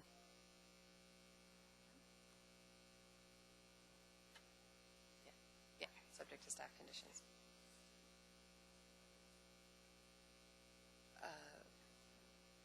We have to have quorum, so I think we have to have 5.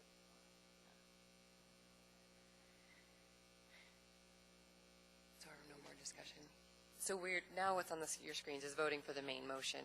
Did we have any additional discussion from anybody before? No? Okay. Okay. Can everybody please vote on the motion?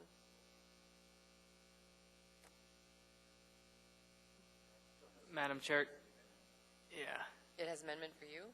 Well, it Fine. says 2014-0188, subject to staff conditions, and then it says, I moved to the motion, Oh, and Nicole, or Ms. Ream rather, seconded, and that was not the case. Mr. right, Miller? that's correct, yeah. Yeah, well, we have the main, but the problem is the people who moved and seconded are not correct.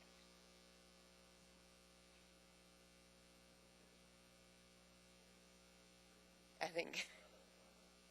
Yeah. Are there any objections to the motion? Okay, that motion has been approved. Do you guys want to take a break before we go to the next? Okay, we are going to take a break. And we'll be back at, is 5 minutes enough, 8:20.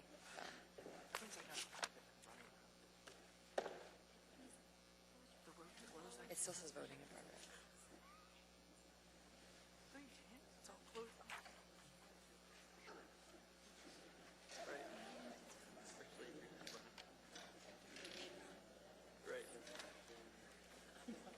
Relinquish all my contractor when you went through there. It's because you're doing like. We warmed them up for you.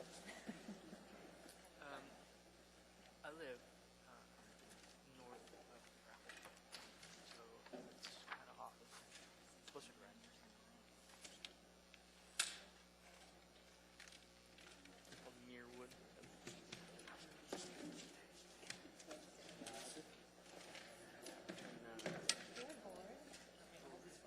No, that's fine. No, that's fine.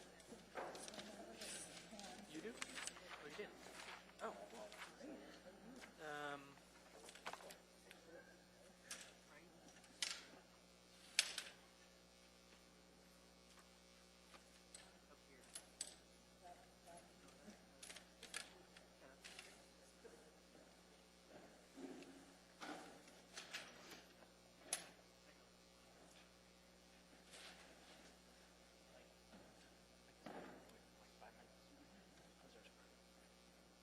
You know, it's like, I don't know if it's school traffic or I was trying to figure out what the hell traffic is. Yeah. But yeah, you should learn.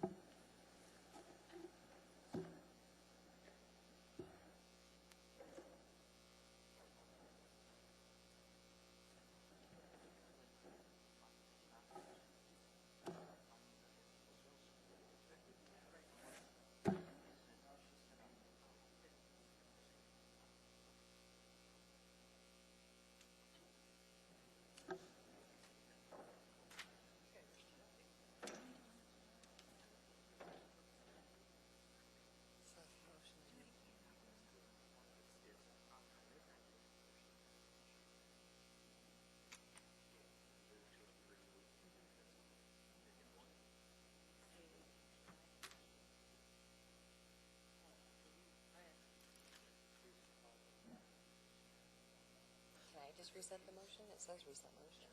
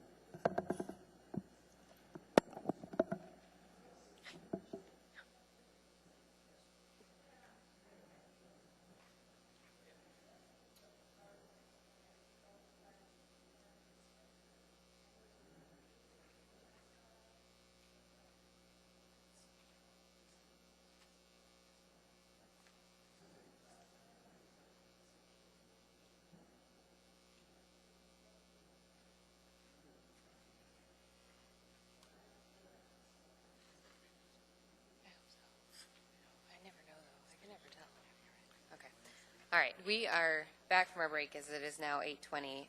So at this time, this opens our public hearing part of the process. So I'm going to read the procedure by which you can speak to the Urban Design Commission. So the procedure by which the public may speak to the Urban Design Commission at its meetings is, after the staff presentation is completed on public hearing items, the chair will ask for public testimony on the issue. Persons who wish to testify will follow the time limits established in the Urban Design Commission Rules of Procedure. Petitioners, including all his or her representatives, get 10 minutes. Rebuttal by the petitioner may be allowed when time has been reserved. Representatives of groups, community councils, PTAs, etc., will receive 5 minutes, and individuals will receive 3 minutes. When your testimony is complete, you may be asked questions by the Commission. You may only testify once on any issue unless questioned by the Commission. An individual may have appeal rights relating to any action the Urban Design Commission takes, except Commission recommendations to the Assembly which are not appealable. Appeals must be filed with the Clerk's Office within 20 days after approval by the Urban Design Commission of the resolution, which is the Commission's final decision. A fee for the appeal is required at the time of filing. And an individual may request written findings from any Commission decision within 7 business days. So this brings us to case 2014-0171. Do we have a staff report? Yes, Madam Chair. The existing Fire Station 3 is located on Airport Heights Road and is old and outdated. The fire department has decided to build a new station in a new location. The new site is 1.2 acres.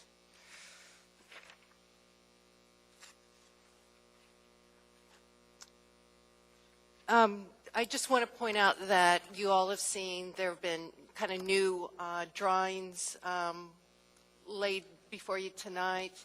I have a copy as well. I understand that the changes on this are meant to reflect the staff conditions, department conditions. So we had a post application with the applicant and the applicant's representatives, and we discussed the bollards, and they have added those. Those are between the van accessible parking space and the walkway. Looks like they've added 2 bollards and may have readjusted the location of the flagpole so that the 3 are in alignment. Let's see, what else do I have? Oh, yes, on the landscaping on page 4 of the staff packet, there is an overhead electric line that runs north-south through the parking lot and crosses 2 landscape beds. The new code has a section in it for optional design standards for landscaping, specifically for plantings under overhead lines. And the design option is that you can either do small trees or shrubs, but the planting height of the shrubs has to be a minimum of 6 feet. And when the original plan came in, they showed shrubs of 24 inches. But they have now added a Amur maple to that location. Looking at it, I have one request of the petitioner, and that is to put 2 Amur maples there because there's plenty of space to do that, since the only trees on either side of it are Swedish columnar aspen, and those are very, well, as the name would suggest, columnar in form, and it would just fill that space out a little bit better to put the 2 in there of the Amur maples. Oh, there was a comment from Watershed Management Services that noted that there is a catch basin manhole near the fueling station, and the petitioner will need to provide a fuel spill containment system around that fueling area. Given the small size of the lot and the type of use, there will be some noise impacts to the adjacent residential complex. There is existing vegetation on the north side of the lot. The landscape plan shows approximately 20 feet remaining to help buffer the fire station from the residences. I had included a photo in here taken from Google that showed that 20-foot existing buffer, or that existing buffer. They're going to have to remove some portion of it, but plan to keep 20 feet of it. And I didn't get a chance to do a site visit, so I'm hoping that the petitioner's rep can tell us if it still looks like this. In terms of it, the density of the plantings, I know that some of it is going to be removed to make room for the parking lot. That's all I have. Thank you. Thank you. Is there any questions for staff? Commissioner Ream? Thank you. Ms. Ferguson, this new Title 21, Section 2107040, and then I'm looking at subsection D, drainage, and then 3, drainage plan required. And applications for the following entitlements shall include a drainage plan. For number 3, site plan review, I did not see a drainage plan included. I think, no, I mean, there isn't a drainage plan per se. I think they are just showing arrows indicating the direction of the flow of drainage. My concern is that they're proposing an OGS, and I think it's 170 feet of storm drain, but it goes, I think it goes off of the site, and I'm not certain where it goes. Through the chair, Commissioner Ream, I would suggest you direct that question to, I guess, Tanya. Will do. Thank you. Commissioner Leonetti? Thank you, Madam Chair. Ms. Ferguson, do you know if the plating process has begun for the replat? Yes, it has, and I believe the replat has been approved. Okay. And there were no other conditions No, from there? Okay. not that I'm aware of. Okay, thanks. Commissioner Condon? Yes, Ms. Ferguson. I noticed that Christine Bonnell made a comment that there are no specific standards for fire stations and landscape requirements. Is that the case? Yes, through the chair, Mr. Condon, specific to fire stations, yes, there are no specific landscape standards. Is that the same with all public safety buildings? Yeah, it's, there's no specific requirements for those in the new code, not that there are in the old code. And also in the new code, design requirements for like large establishments, is that the category that fire stations and such fall into? You mean large retail establishments? Well, the section reads large establishments, that's 2107.120. And then under it says large commercial establishments. Is that the kind of design criteria that you use when evaluating a fire station? Or No, we wouldn't use those commercial standards for a public facility, in this case, a fire station. Are there standards in the new? No, there aren't any for fire stations. Ah, okay. Yep. Have any additional questions for staff? Commissioner Winchester? Thank you. So I guess the question I have is, the sidewalk as far as on Braga, I guess it's being maintained, is that correct, including the crosswalk in front of this entrance? It doesn't really show here. Yes, there is an existing sidewalk on the west side of Braga Street. Okay. I don't know about the crosswalk.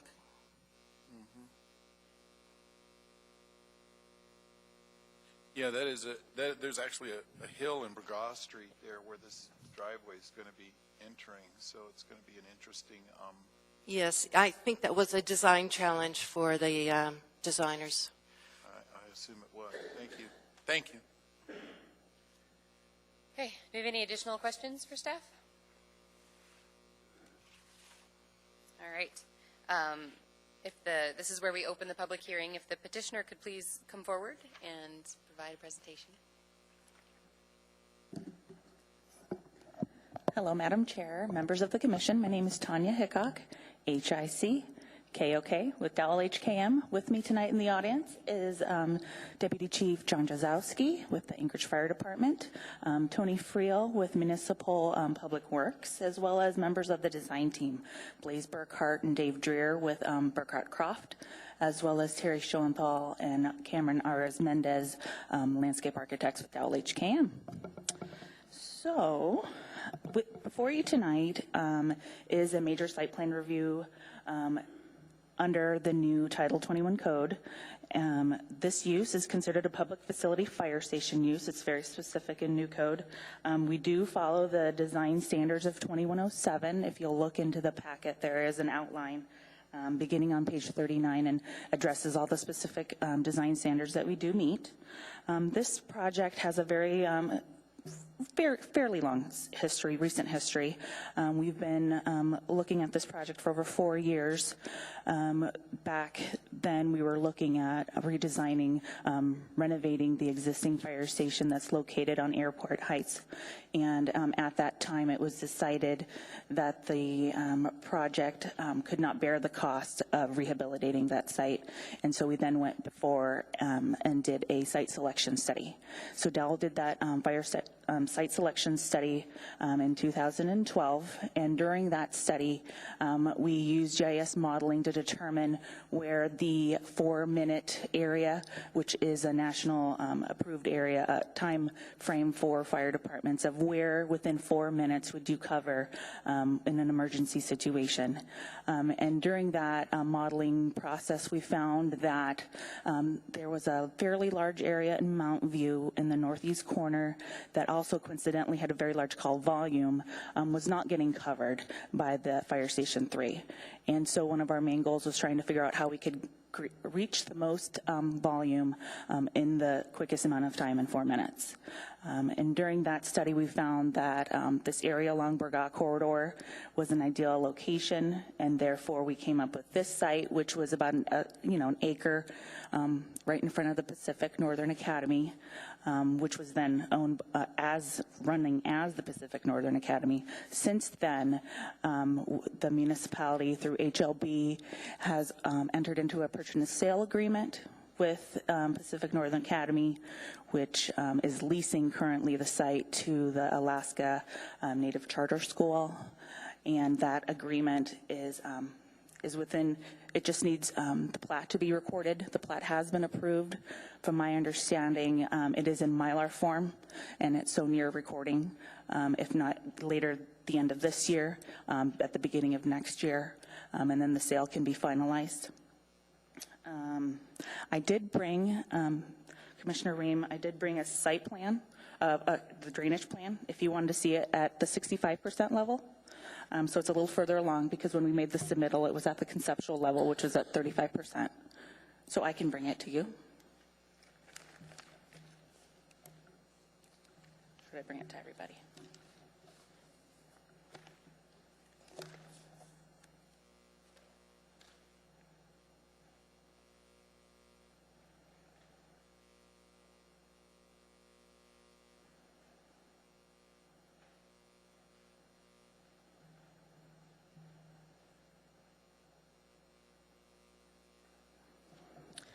This project did do considerable amount of community outreach. We not only went to the Airport Heights Community Council, which is the main community council in this area, but we also went to the Russian Jack Community Council, as well as the Mountain View Community Council, and received fairly good comments. The only largest comments were in regards to traffic, which we believe Stephanie Mormillo's memorandum in the packet addresses all those concerns.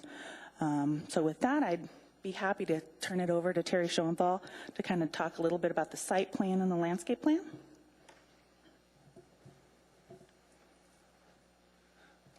Madam Chairman, my name is Terry Schoenthal, last name Schoenthal.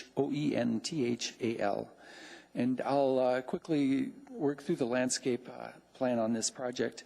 The site's relatively tight. It's a pretty functional site for a fire department use, basically. So our goal is to obviously make this an attractive public facility, at the same time to accommodate all of the functional requirements that are associated with typically associated with the fire station. So there's a great deal given over to the driveways for getting trucks in and out and a variety of other things. I would note that all of the requirements for landscaping in this done under the new Title 21 are related to either perimeter landscaping along the collector roadway of Braga, which is on the east side of the station, or to the perimeter landscaping for the parking lot. And in all of those cases, there's a requirement for 8-foot wide landscape beds with pretty typical 20-foot spacing of plantings. In our particular design, we've exceeded that somewhat. The staff has indicated that they'd like to see another amber maple underneath the power lines, which is at the south end of the site. We don't take any issue with it. We do feel that we've probably adequately fulfilled the requirements, but at the same time, there is room there, and we don't have a problem with placing that additional amber maple there. On the north end of the site, it was brought up that the existing screening might or might not be enough for the adjacent housing. The screening that's there is quite large. It's a combination of cottonwood trees and birch trees, and really it will do a far more effective job of screening the neighborhood than if we try to replace that with new landscaping. So we're working to try to preserve that. I feel quite confident we'll save a lot of that material. Additionally, right at the property line, there's a 6-foot high fence existing right now. And that probably will do more to screen the adjacent housing than anything that we put in out there in terms of landscape.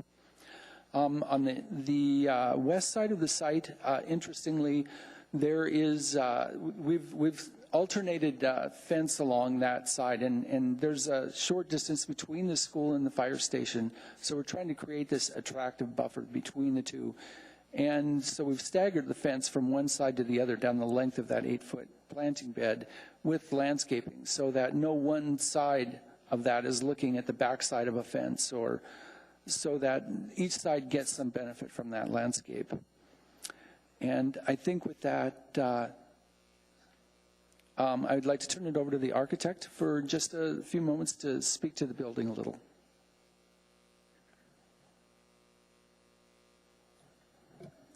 Yes, hi, my name is Blaise Burkhart, Principal Architect of Burkhart Croft Architects. In addition to what Terry and Tanya have mentioned in terms of public involvement, I also wanted to mention that we did have a specific session presentation to the board members of Pacific Northern Academy as the landlord, so that they would be comfortable in support of the development we have on their adjacent parcel, their neighbor, as well as the charter school staff and board, so that, again, we could make sure issues like the fence and buffer that Terry just spoke to, was meeting their expectations. So there's been quite a bit of discussion with all kinds of stakeholders, all the people affected by the development of the new firehouse. And about the only thing that I wanted to add, and then we can take questions, is a little bit about building form and aesthetic. It's a challenging site, as was mentioned, because of the way that the hill kind of rises and then falls again. But the interesting thing is that where our new driveway is, we're actually filling about 3 feet. So now we have this building that's a little bit down from the roadway as you come up and over. And so the challenge is, how do you make something that's pleasing in the neighborhood, doesn't come off as a very large structure, and still respond to the needs of a firehouse, which is an interesting thing. When you design a firehouse, you have this dilemma as a designer in that it is a public facility and it obviously needs to respond to the fact that it's in someone's neighborhood, but it's also for the firefighter their home. So they have a completely different set of needs, like privacy for dormitory rooms from traffic noise and so forth. So the building internally is designed to meet those needs while trying to be, a focus, and solid commercial facility for the community. As a kind of a planning model for how to do that, we noticed that some of the themes that had begun in some of the Mountain View revitalization projects started to kind of make their way south. And one example is the neighborhood that's adjacent to us.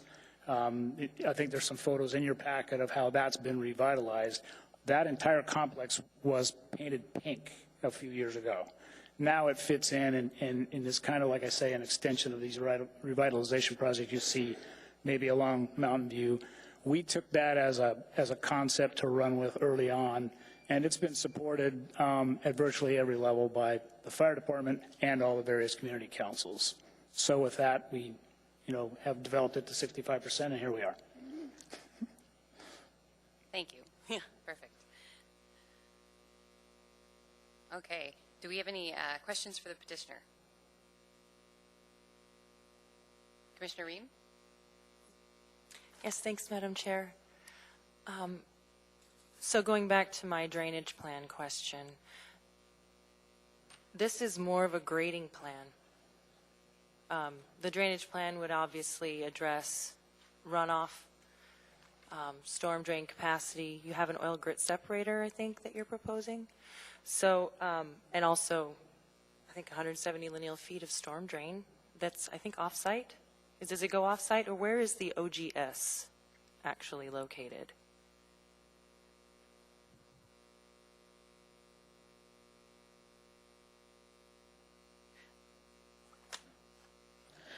You can see the Ds above the north side of the driveway. There's a D and a D, those two little structures. So one's the OGS and the other is the metering manhole. Oh, I would not have been able to tell that. No, you can't. Okay, so I'm assuming that you have performed a drainage analysis to see how the flows affect the down. Our civil engineers have, yes. Okay. And that's why I guess I'm going to, if I can, shift that question back to Ms. Ferguson. So should we have seen any further analysis on that drainage plan? Because the actual title states that the drainage plan shall show the area affected as well as water courses, drainage and water quality easements, appropriate drainage outfall, roof drainage and other impervious surfaces. The drainage plan shall also indicate impacts on adjacent upgradient and downgradient properties. I just feel like we were shown a few storm drain manholes and some piping and not really given any idea as to how that was affecting the surrounding area. Through the chair, Ms. Ream, you bring up a good question. We have I think, a dilemma with reviewing site plans under the new code. And under the new code, the intent is that the petitioner will bring their plans to the UDC just once. So the question is, should it be at 35% completion? Should it be at 65? If they bring it at 35, of course, there are a lot of things that are not yet known at that time. If they bring it at 65 and the UDC sees something that they want to change, is it too late to change it without incurring extra design costs, on the petitioner? So we have this kind of inherent conflict. I don't have a good answer for you. I mean, it would have been good, yes, to see those drainage things, and if the code lists those things, they should have been seen, but that is more something you would see typically at 65%, not at 35. So I don't have a good answer for you. Okay, just another one of those bugs, I guess, we have to work out. I would suggest, contact Erica McConnell and, make her aware of that inherent conflict that we're really kind of having to deal with. I mean, it won't be just this site plan. It will be virtually all of them under the new code that are going to come to the UDC. Right. And if I could maybe just clarify a little bit, I mean, we do have to do the drainage study as required by building permit. So obviously it will be reviewed thoroughly before it ever gets a building permit. And and that's why I asked it of staff to begin with, because I just wasn't sure of our purview.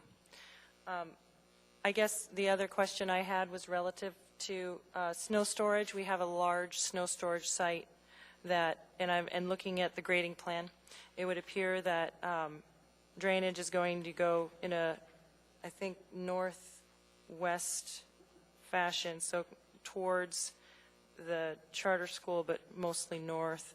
Have you looked at the off-site drainage and made sure that it's not going to cause issues when it starts to melt? Is this going to be hauled off periodically? How long is it going to sit there? That is the area required by new code. I believe it's 25% of the impervious surface. And the way we've drained it is that if you see the grade break there, it's tipping up into the grade break and then following that to that catch basin. Gotcha. And so we do anticipate collecting all of that before it gets off-site. Okay, I missed that. Thank you. And if I might add to that, the reason that you see 170 feet of new storm drain line is specifically because all of the drainage right now on that parcel heads west. By virtue of us replatting this parcel, we have to take all of our drainage away from that flow. So by its design, this is not shedding to adjacent properties. That's the whole reason for the extension. Thank you. I have no further questions. Commissioner Winchester? Thank you, Madam Chair. A couple of questions. The dumpster pad, is that fenced? It doesn't really show it on your site plan. The dumpster pad is screened. I think if you take a look at the most current plan that you were given, there's a notation on it that, if I'm not mistaken, says screened dumpster. It's screened on 3 sides. Screening fence, I'm sorry. Okay. On 3 sides. I see it there now. Sorry, I just missed it. Thank you. One other question just related to, and this kind of, because I've done some work on that school one time or another, and affecting it in terms of joining uses. The fire lane, is that still going to be used as a school? Well, I can't speak to its long-term future, but the charter school is in operation now and under a lease to Pacific Northwest Academy. So the fire lane isn't required around the school any longer? There is a fire access gate shown in that corner of our site plan under an agreement that we made with PNA to satisfy that requirement. I see. Under a shared. That's a fire access gate. I got Right. it there. Okay. Okay. It is possible for the existing fire lane to be improved so that access wouldn't necessarily need to be permanent, but it's something we offered so that they wouldn't have to incur those costs now. Yeah, because obviously it wouldn't work without the gate. So I'm sorry that I didn't pick that up. Okay, thank you. Commissioner Leonetti? Thank you, Madam Chair. First, I'd like to commend you guys on your packet. It's really easy to read and understand, unlike some other ones that we have reviewed in recent times, and it's really nice to have a flowing packet that is consistent with what you read in the code and easy to understand. So I appreciate that. Thank you.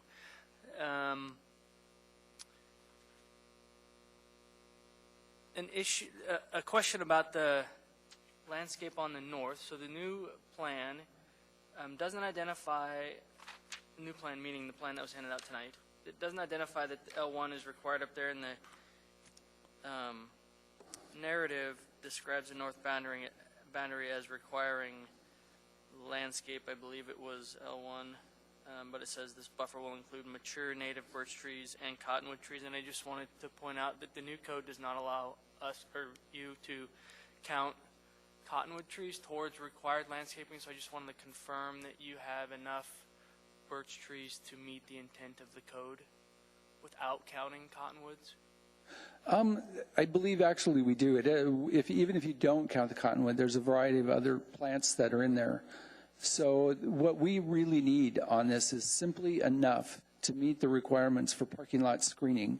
The perimeter landscaping that would often be associated with like a residential site next to ours isn't applicable in this case because of the existing underlying zoning.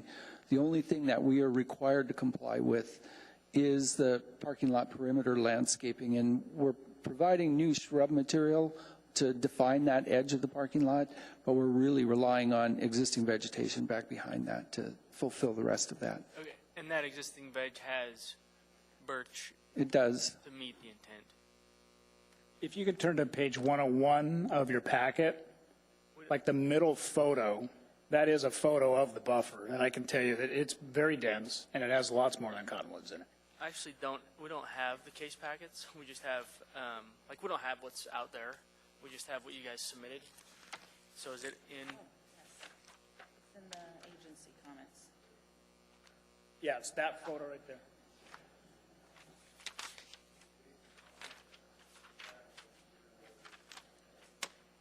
And that's actually a photo that's pointed toward the apartment complexes, and you can see the buffer that we're talking about in that photo.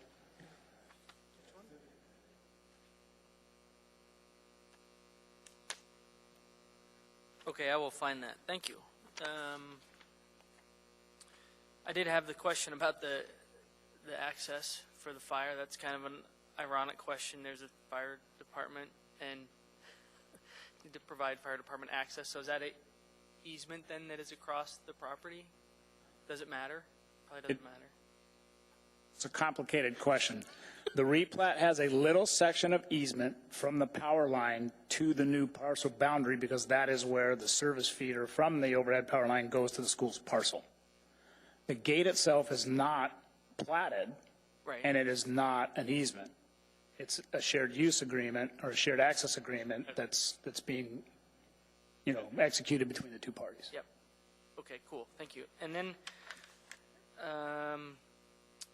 I appreciate you guys adding the Amur maple. I don't know that I interpret the code the same way. I think the intent is that it's a tree that at maturity is that height, but I appreciate that you guys added it for the purpose of the project. And that's it. Thanks. Commissioner Condon? Yes, Madam Chair, thank you. Going back to the statement made by Senior Planner Christine Bunnell, you show continuous fencing on the east, west, and south sides of the property, and she brings up a point that why even have continuous screening, continuous fence at all? This is a public facility. It's, is there some kind of security issue that says you have to have a fence on for a public building to keep the public out, even though it's a public building? Well, I don't know that there's a standard per se to that effect, but there are programmatic reasons why fire station back-of-house areas are generally screened.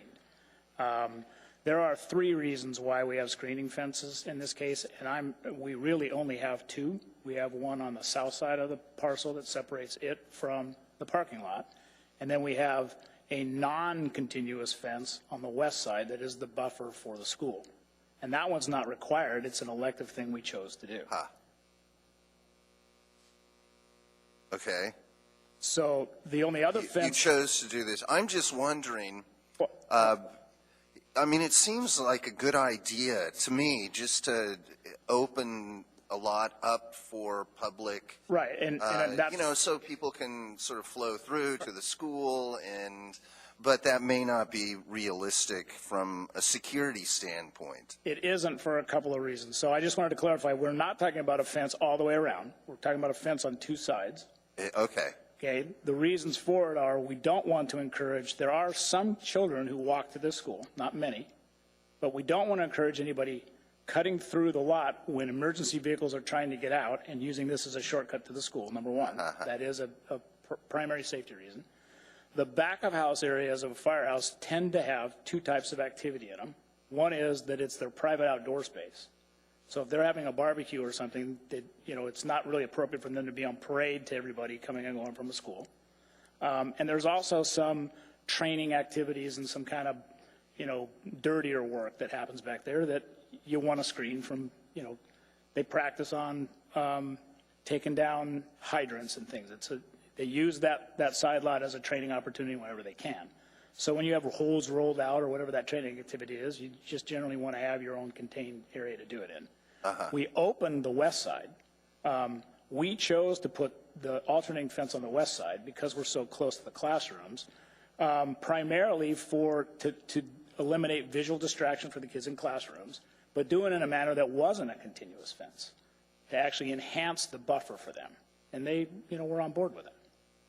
So we let that be like their choice. Okay. Makes sense. Thank you.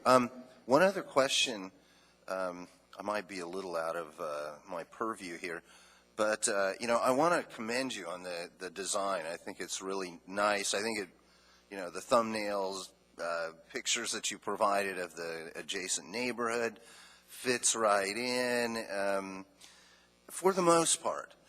Like your north elevation there, I think that's just fabulous. And, really, I look at all the elevations, the south and the west, but then I look at the east elevation, and the one that's on Braga, the most public of facades, is 100 feet of metal wall panel, continuous, like with like the windows, even sort of a minimal amount of windows, and I don't know. How do you respond to that? Very easily, actually. I made the comment about how the challenge for the designer is to make both a building that responds to the context and one that operates functionally for the firehouse. One of the biggest issues in urban fire station design in our town is road noise when the guys are trying to sleep. So right out of the gate, we're taking program elements that are not dormitory rooms and using them as buffers for the dormitory rooms. So you look at the plan, what is focused along Braga Street tend to either be spaces that are not occupied at all, like the mechanical space, training spaces, fitness rooms that are not where people are sleeping, already high noise activities, right? So that they can, by their very nature, also buffer the spaces where people will sleep. In this case, it hasn't been viewed as a problem or a negative. I smile when you were talking about this red elevation because most people love it. Part of the problem with the way it's depicted is how it sits in the land, because you have to remember that's the piece that's kind of down in the hole. So what you actually see when you're driving up this rise is this sloping roof going in the same direction as the road does. And it actually fits really nicely. Could it be better? Sure. But in the context of pulling the whole project off, I mean, that's the solution we came up with, and it's been well received.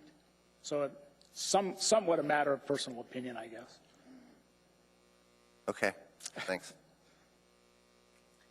Commissioner Miller? Yes, thank you. I have just a couple of questions. Earlier on, I think this was addressed under 35% design. The Watershed Management Services had suggested routing stormwater runoff outside, or not into the storm drain, but into the vegetated area along the parking lot. And then I see in this one that you just gave us that looks like there's a curb cut and a beehive inlet. So were you able to accommodate that suggestion from them? Yeah, if you're looking at the drainage plan, we did add a couple of swales. So along the south side of the building, so a south side on the perimeter, as well as along the east border. Okay, good. The second question I have, I'm looking at, I'm just kind of curious, all the drawings I see, it looks like when the vehicles, the emergency vehicles exit the parking lot, they're always going to the left. They go to the right? Okay, so the 46-foot truck will not have a problem making a right-hand turn onto Braga without crossing over? Okay. I'm looking at sheet 1, it doesn't show that at all, it just shows it going left. Just wanted to verify that. And then the last question, and I'm not quite sure how to ask this because I don't really quite understand traffic signals, but I noticed in the packet there was a lot of discussion about traffic, a signal. You're nodding, so you must know what I'm talking about. And then it sounded like MOA Traffic Engineering said there wasn't going to be, a signal wasn't needed. I was just hoping you could explain that to a neophyte like me. You want me to do that because I'm the neophyte and I learned a lot about traffic in the middle of this. I'm the one who had all the discussions with Stephanie about it.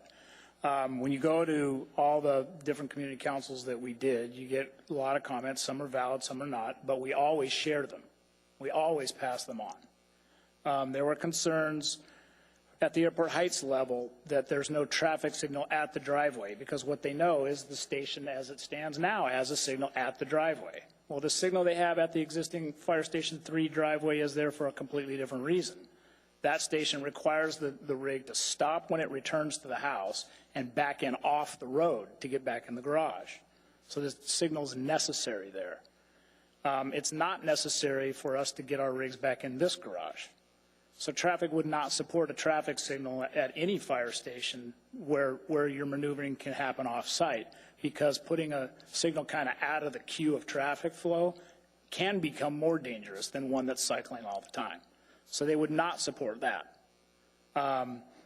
There were other suggestions about how they can use the Opticom controllers that they use to control all the signals during the call to potentially have a building transmitter that on call transmits the two closest Opticoms at 7th Avenue and the highway to allow the traffic to clear out so that the rig can get in and out faster.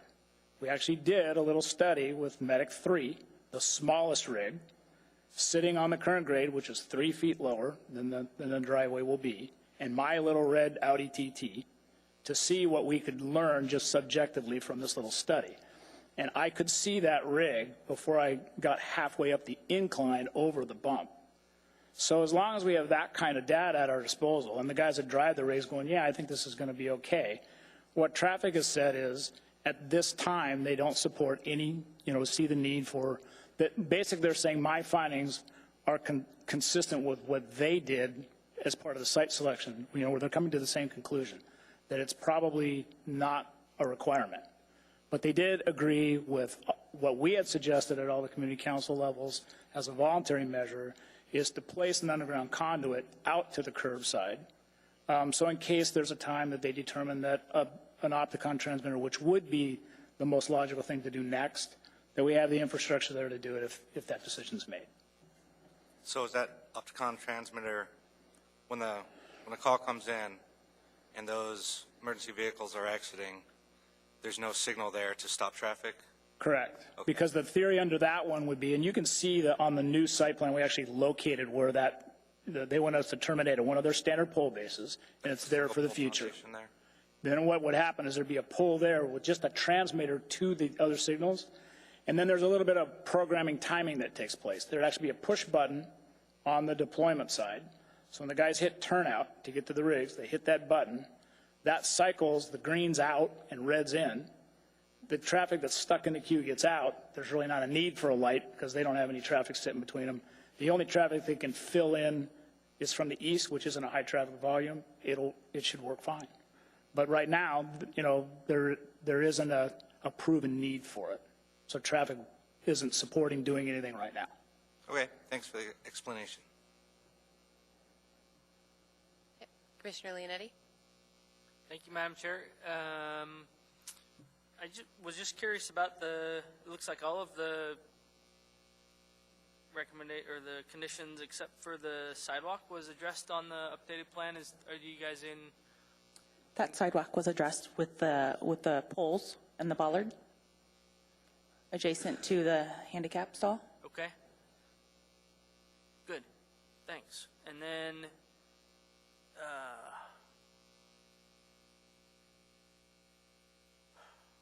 that's it. Thank you. All right. Do we have any additional questions for the petitioner?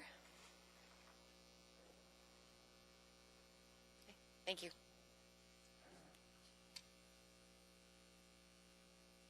Is there anyone in the public who would like to speak? Okay. No?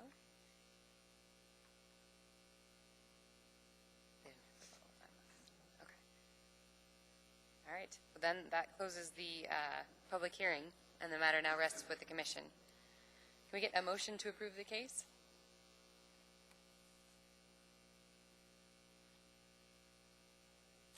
We have a motion to approve from Commissioner Condon and a second from Commissioner Ream. Commissioner Condon, would you please state your motion?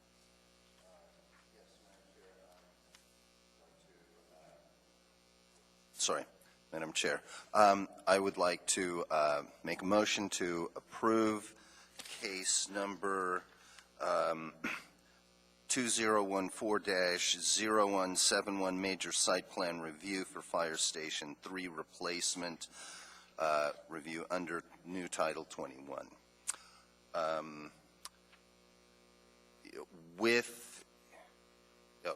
Okay. I intend to make another condition. Is this the appropriate time to introduce that, or does that follow? What would probably be best is do you want staff's recommendations to be in there too? Yes. Okay, so it would be best probably do staff's recommendations, and then we'll do a motion to amend. Would probably be the best. Okay. Yeah. Okay, so what we have, if I'll restate it and let me know, Commissioner Condon, if I'm wrong, is we have a approval of case 2014-0171, subject to staff's conditions 1 through 4 on page 5 and 6.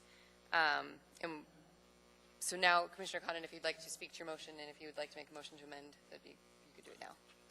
Yes, Madam Chair. I think it's a very well thought out design.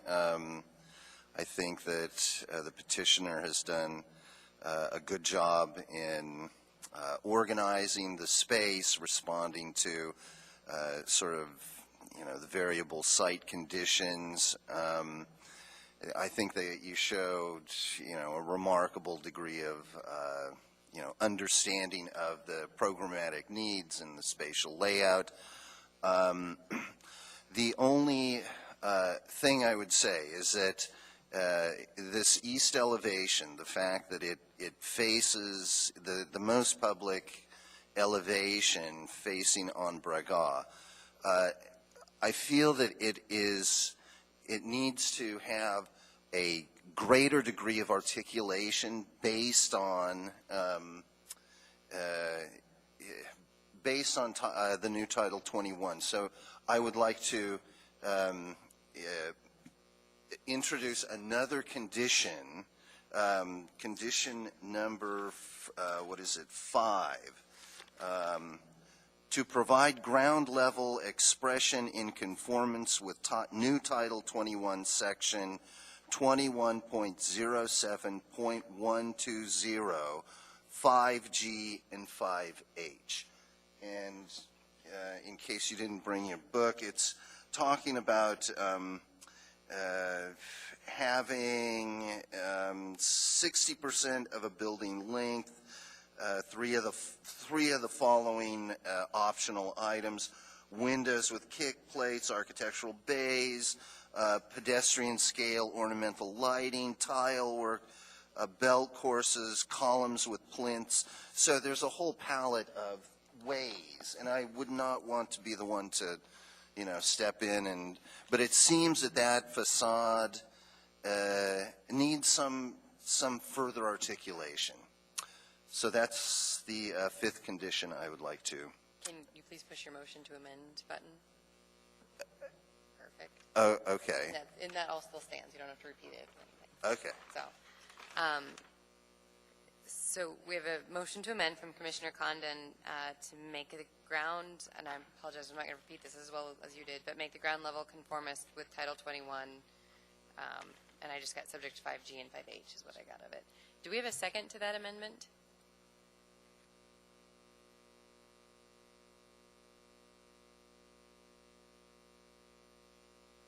Okay, so it doesn't look like there's a second to that amendment, so that amendment will not pass. Which brings us back to the main motion. As soon as the computers catch up. While we're waiting for computers to catch up, would you like to speak to your second, Commissioner Ream?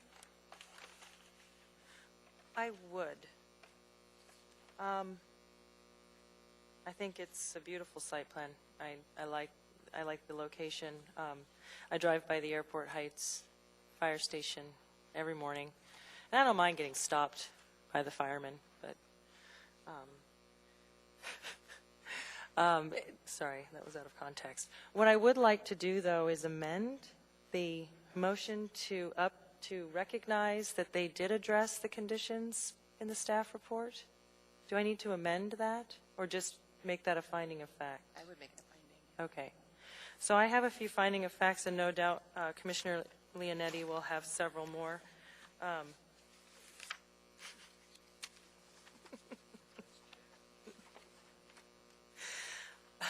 The first is that I recognize that the petitioner has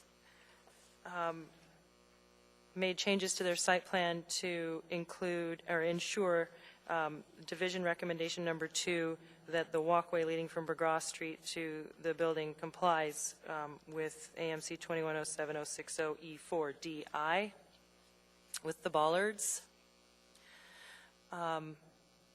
And I'd like to revise staff condition number 3 to state, provide 2. Oh, do I have to amend it? Oh. Okay, we'll get to that later. And I'd also like to note that they have provided a fuel spill containment system at the fueling area and relocated the fuel area away from the field inlet. And those 2 conditions have been met. Now I have to. If you want to add another tree, you'd have to do a motion to amend. Okay. I guess now I'll make a motion to amend. And I'm not quite sure where to go from there. I want to make a motion to amend to revise staff condition number 3 to provide 2 amber maples under the overhead line running north-south in accordance with Table 21.07-1 landscape specifications per Planning Department's request. Can you push your... Actually, no, I can't. Yes. Thank you. So we have a motion to amend from Commissioner Ream to provide 2 Elmer maples under the overhead electrical easement according to Title 21. Do we have a second to that amendment?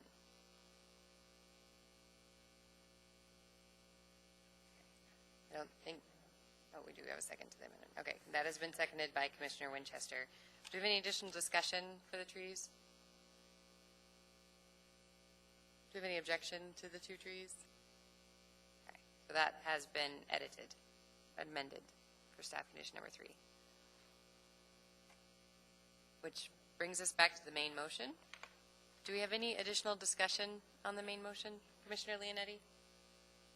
Thank you, Madam Chair. I intend to support the motion. I think the petitioner has done a good job in stating the compliance with Title 21 and the comprehensive 2020 plan, and has responded appropriately, I think, to the conditions at the meeting tonight. And I will add the following findings of facts. Number 1, the project consists of relocating Fire Station number 3 from its current location to a portion of Tract B2B Willowa School Site Subdivision. Anchorage Fire Department Strategic Plan 2009-2015 identifies the rebuilding of Fire Station number 3 as a priority. Number 2, Assembly Ordinance 2014-75 approved and finalized the site selection process of preferred site Tract 2B2 Willowa School Site Subdivision. The planning process and schematic site and building designs were presented. Number 3. The planning process and schematic site and building designs were presented at 2 community meetings, one at the Russian Jack Community Council and one at Airport Heights Community Councils. Number 4, I believe the project is in compliance with the new Title 21, 2103-180D Major Site Plan Review, and the following Comp 2020 Plan policies. Policy number 42, Northern City Design Concepts shall guide the design of all public facility projects, including parks and roads. Number 44, Design and building public improvements for long-term use. And number 49, Site plan layout and building design for new developments shall consider the character of adjacent developments. Number 5, the existing fire station will remain operational and be utilized for warm storage and vehicle parking. There's another term there that's escaping me. And number 6, the replat is in the process of being recorded in it and is anticipated in the next 6 months. That's it. Thank you. Thank you. Have any additional discussion? Nope. Okay. Everybody, do we have any objection to the motion? No. Okay. The motion passes.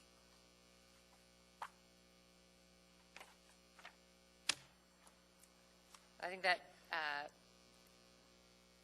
ends our meeting for the day, unless we have any, I don't think we have any reports. Does anybody have any additional commissioner comments?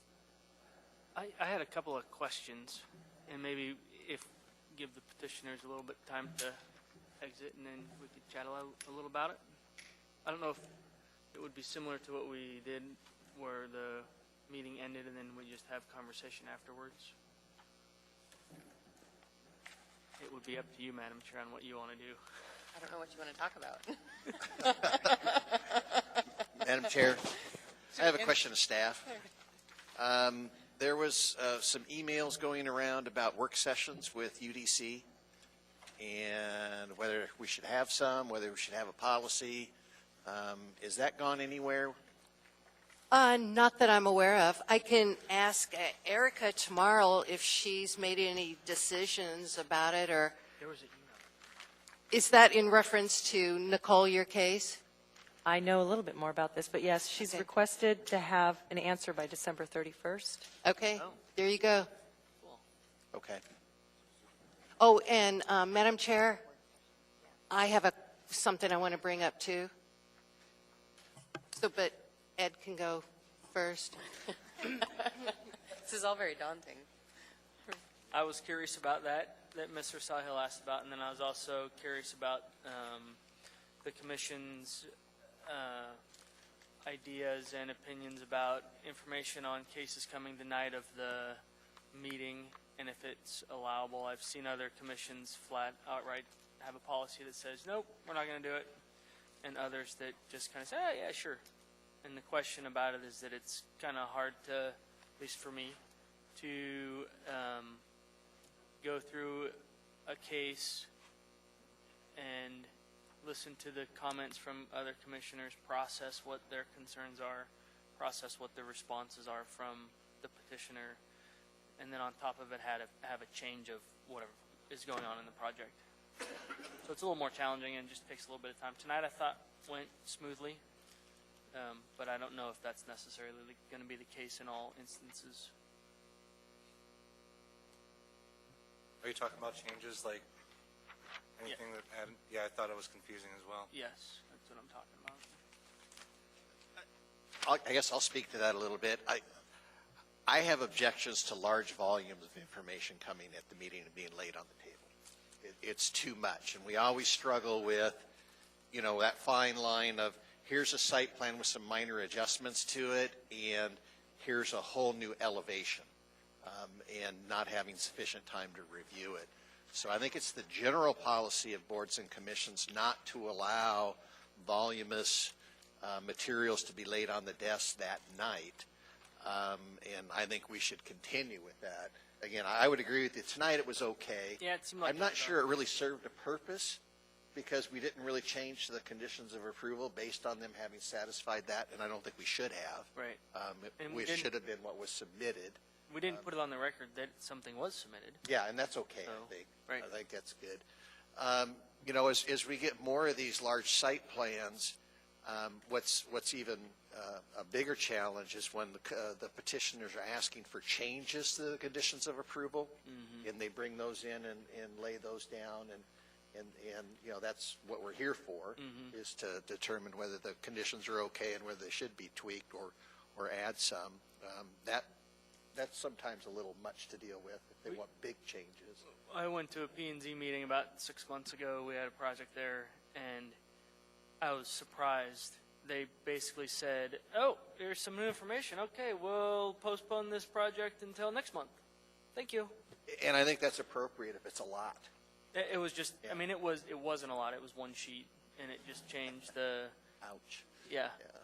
And so either maybe it's at the discretion of, I don't know, Sharon, at the discretion of the petitioner, or... Well, yeah, on the back of the agenda, there is the late submittal policy, and it does say 3 pages. But, I mean, there are a couple of ways the commission can go when petitioners come and, you know, hand out something at the meeting. One, the commission, one of you could just suggest that you pause for 5 minutes or whatever time is appropriate, and everything just stops, and you guys stay where you are, and you just read through the new stuff, get familiar with it, and until you've read it and you're comfortable with it, or you have the option to postpone, and Planning and Zoning Commission does that. If it is voluminous and they, like you said, it's too confusing for them, they can't figure it out, they will just postpone. What are other commissioners' thoughts? I think it's a case-by-case basis. Yeah, it's a case-by-case, yeah. What was submitted tonight, I think, was fairly easy to understand. It wasn't a lot, and it didn't really affect any of our decisions or the criteria. Staff wasn't having a problem with it, or, holy cow, I haven't seen this, and this is a lot of stuff. I think we just have to look at it. Yeah, right. Say, wait a minute, this is too much, or it isn't, and weigh in on it. I didn't think anything we were handed tonight was particularly over. I didn't either. Yeah, I thought tonight was pretty straightforward. Got to look at it. Yeah. I think that, though, that if... I hate to hold up a whole project just because they provided us with some a little more information that's very valuable for us. Right, but it... Not enough that we can't deal with. Some people use that to their advantage, though, to get different things that maybe we would overlook. Yeah. And so I think that if there's a trend, I think it's important for us as a commission to be consistent with what we do. And if it's something that's presented at the beginning of the meeting that everybody knows that, we're going to evaluate it, and there's not going to be any decisions until it's evaluated, like, oh, yeah, this looks easy, or no, we're going to postpone that. Would it be appropriate to caution the petitioner that if they hand us that stack of papers, their project's going to get bumped out another month before they hand it to us? Staff would probably be the best venue for that, don't you think, Sharon? Yeah, you guys can just say, if you want us to deal with this, we can't deal with it tonight, so we recommend postponement. So does this then become a vote again, or if somebody just says, I don't get it, I need time to work on this? Is that enough to postpone, or are we going to take a vote and decide? Just refuse their materials. The only experience I have with it is at that meeting, and they just flat out said, okay, it wasn't even a blink. It was just like, all right, we'll see you guys next month. Which meeting was it? It was a P&Z meeting. I don't remember. Vote? No, it's their policy to do that. That's just their policy. Well, not deny. But, I don't remember what the project, it wasn't our project. I don't remember what it was pertaining to, but I was just surprised, like, they said, oh, here's new information, and, okay, see you guys next month. I think that's interesting. I believe it would take a vote to postpone. Yeah, that's how you would. If one of the commission members said, this is too much for me, I wouldn't try to force it through. That would be unfair to people. Right, but then the vote is for postponement, and the vote is not for looking at new material. But it still takes, still takes 5 votes to postpone, right? Right. Yeah. Right. So I can't imagine one person could just say, and we don't have a policy to do that. Yeah. So, and it does say 3 sheets on the back. Well, yeah, I was just, while you guys were talking, I just refamiliarized myself with it and reread it. It says 2 pages, and they're supposed to submit it, those 2 pages, no later than 3 working days prior to the public hearing. And of course, they didn't do that. So, and I, just to give a little history, the reason we came up with this policy is just for this reason. People are coming the night and submitting, pages and pages of stuff. And so we came up with this policy, and I think it appears on all the boards and commissions, agendas. So it's 2 pages, 3 working days prior to the meeting. And then, of course, you guys can do whatever you're comfortable with. Cool. Okay. I think so far it hasn't been uncomfortable, but I think if we hit that point, we'll see it. Yeah. And we may have to adopt a more stringent policy. Not really, it's a board. Let's say, hey, we're going to go to we're going to start, just so everybody knows, we're going to go to the 2 pages 3 days prior, or you postpone it. And that's something Sharon can share with them right up. But right now, we haven't done it, and I don't see a reason to, unless you guys really feel like we need to come Yeah, and what I might add is that Planning and Zoning Commission, the other side of this is that audience members have come up to the podium and say, I would like to introduce this information, and it's pages and pages, it's 40 pages, and they will come out and pass it up, to each commissioner, and depending on what it is, the commissioners may postpone on just, what an audience member brings up. And usually it's comments they've collected from all their neighbors, blah, blah, blah, blah. And so you guys, if you want to then pause, and read through the stuff and then make a decision about postponement. But realize that could be a tactic, too, that a neighbor is using to, delay the project. But you guys, use your best judgment in how to deal with members of the public. Excuse me, the same would apply for public exhibits too. Okay, yep, right.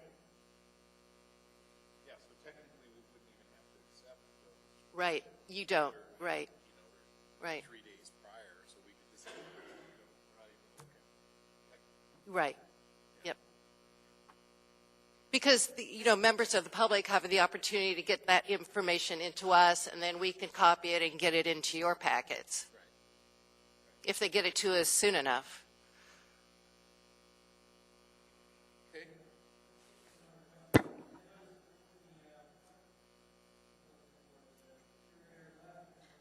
Oh, yes, good point. Angela Deming left. She took a job with the museum.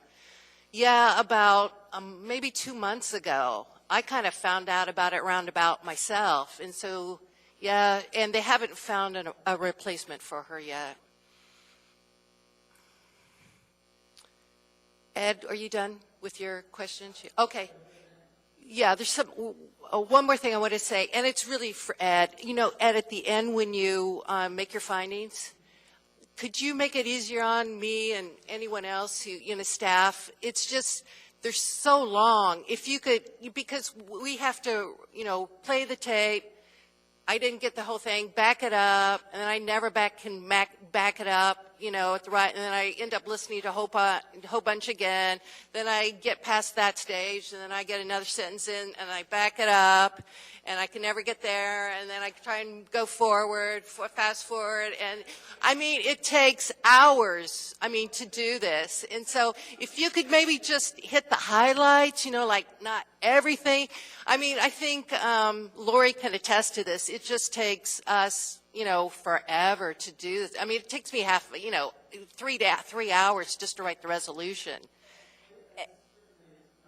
Okay, yeah. So. And if you would mind, or maybe just if you're reading it from your staff report or something, just say page, this second paragraph, and you can read it so we know where to refer to, because you start over here and you're reading, and it's like, you get into what you're reading, and I can't hear you because looking the other way, and yeah, okay.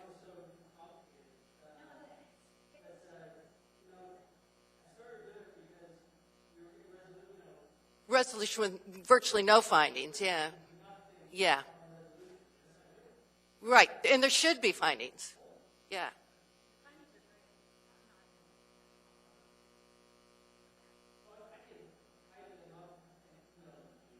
Perfect.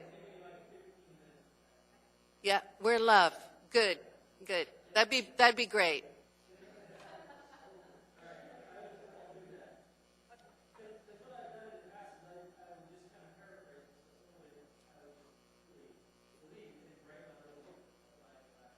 Yeah.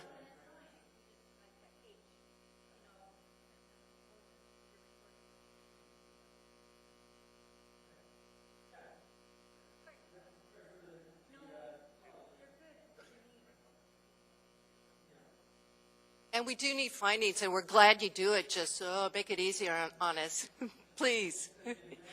Yes.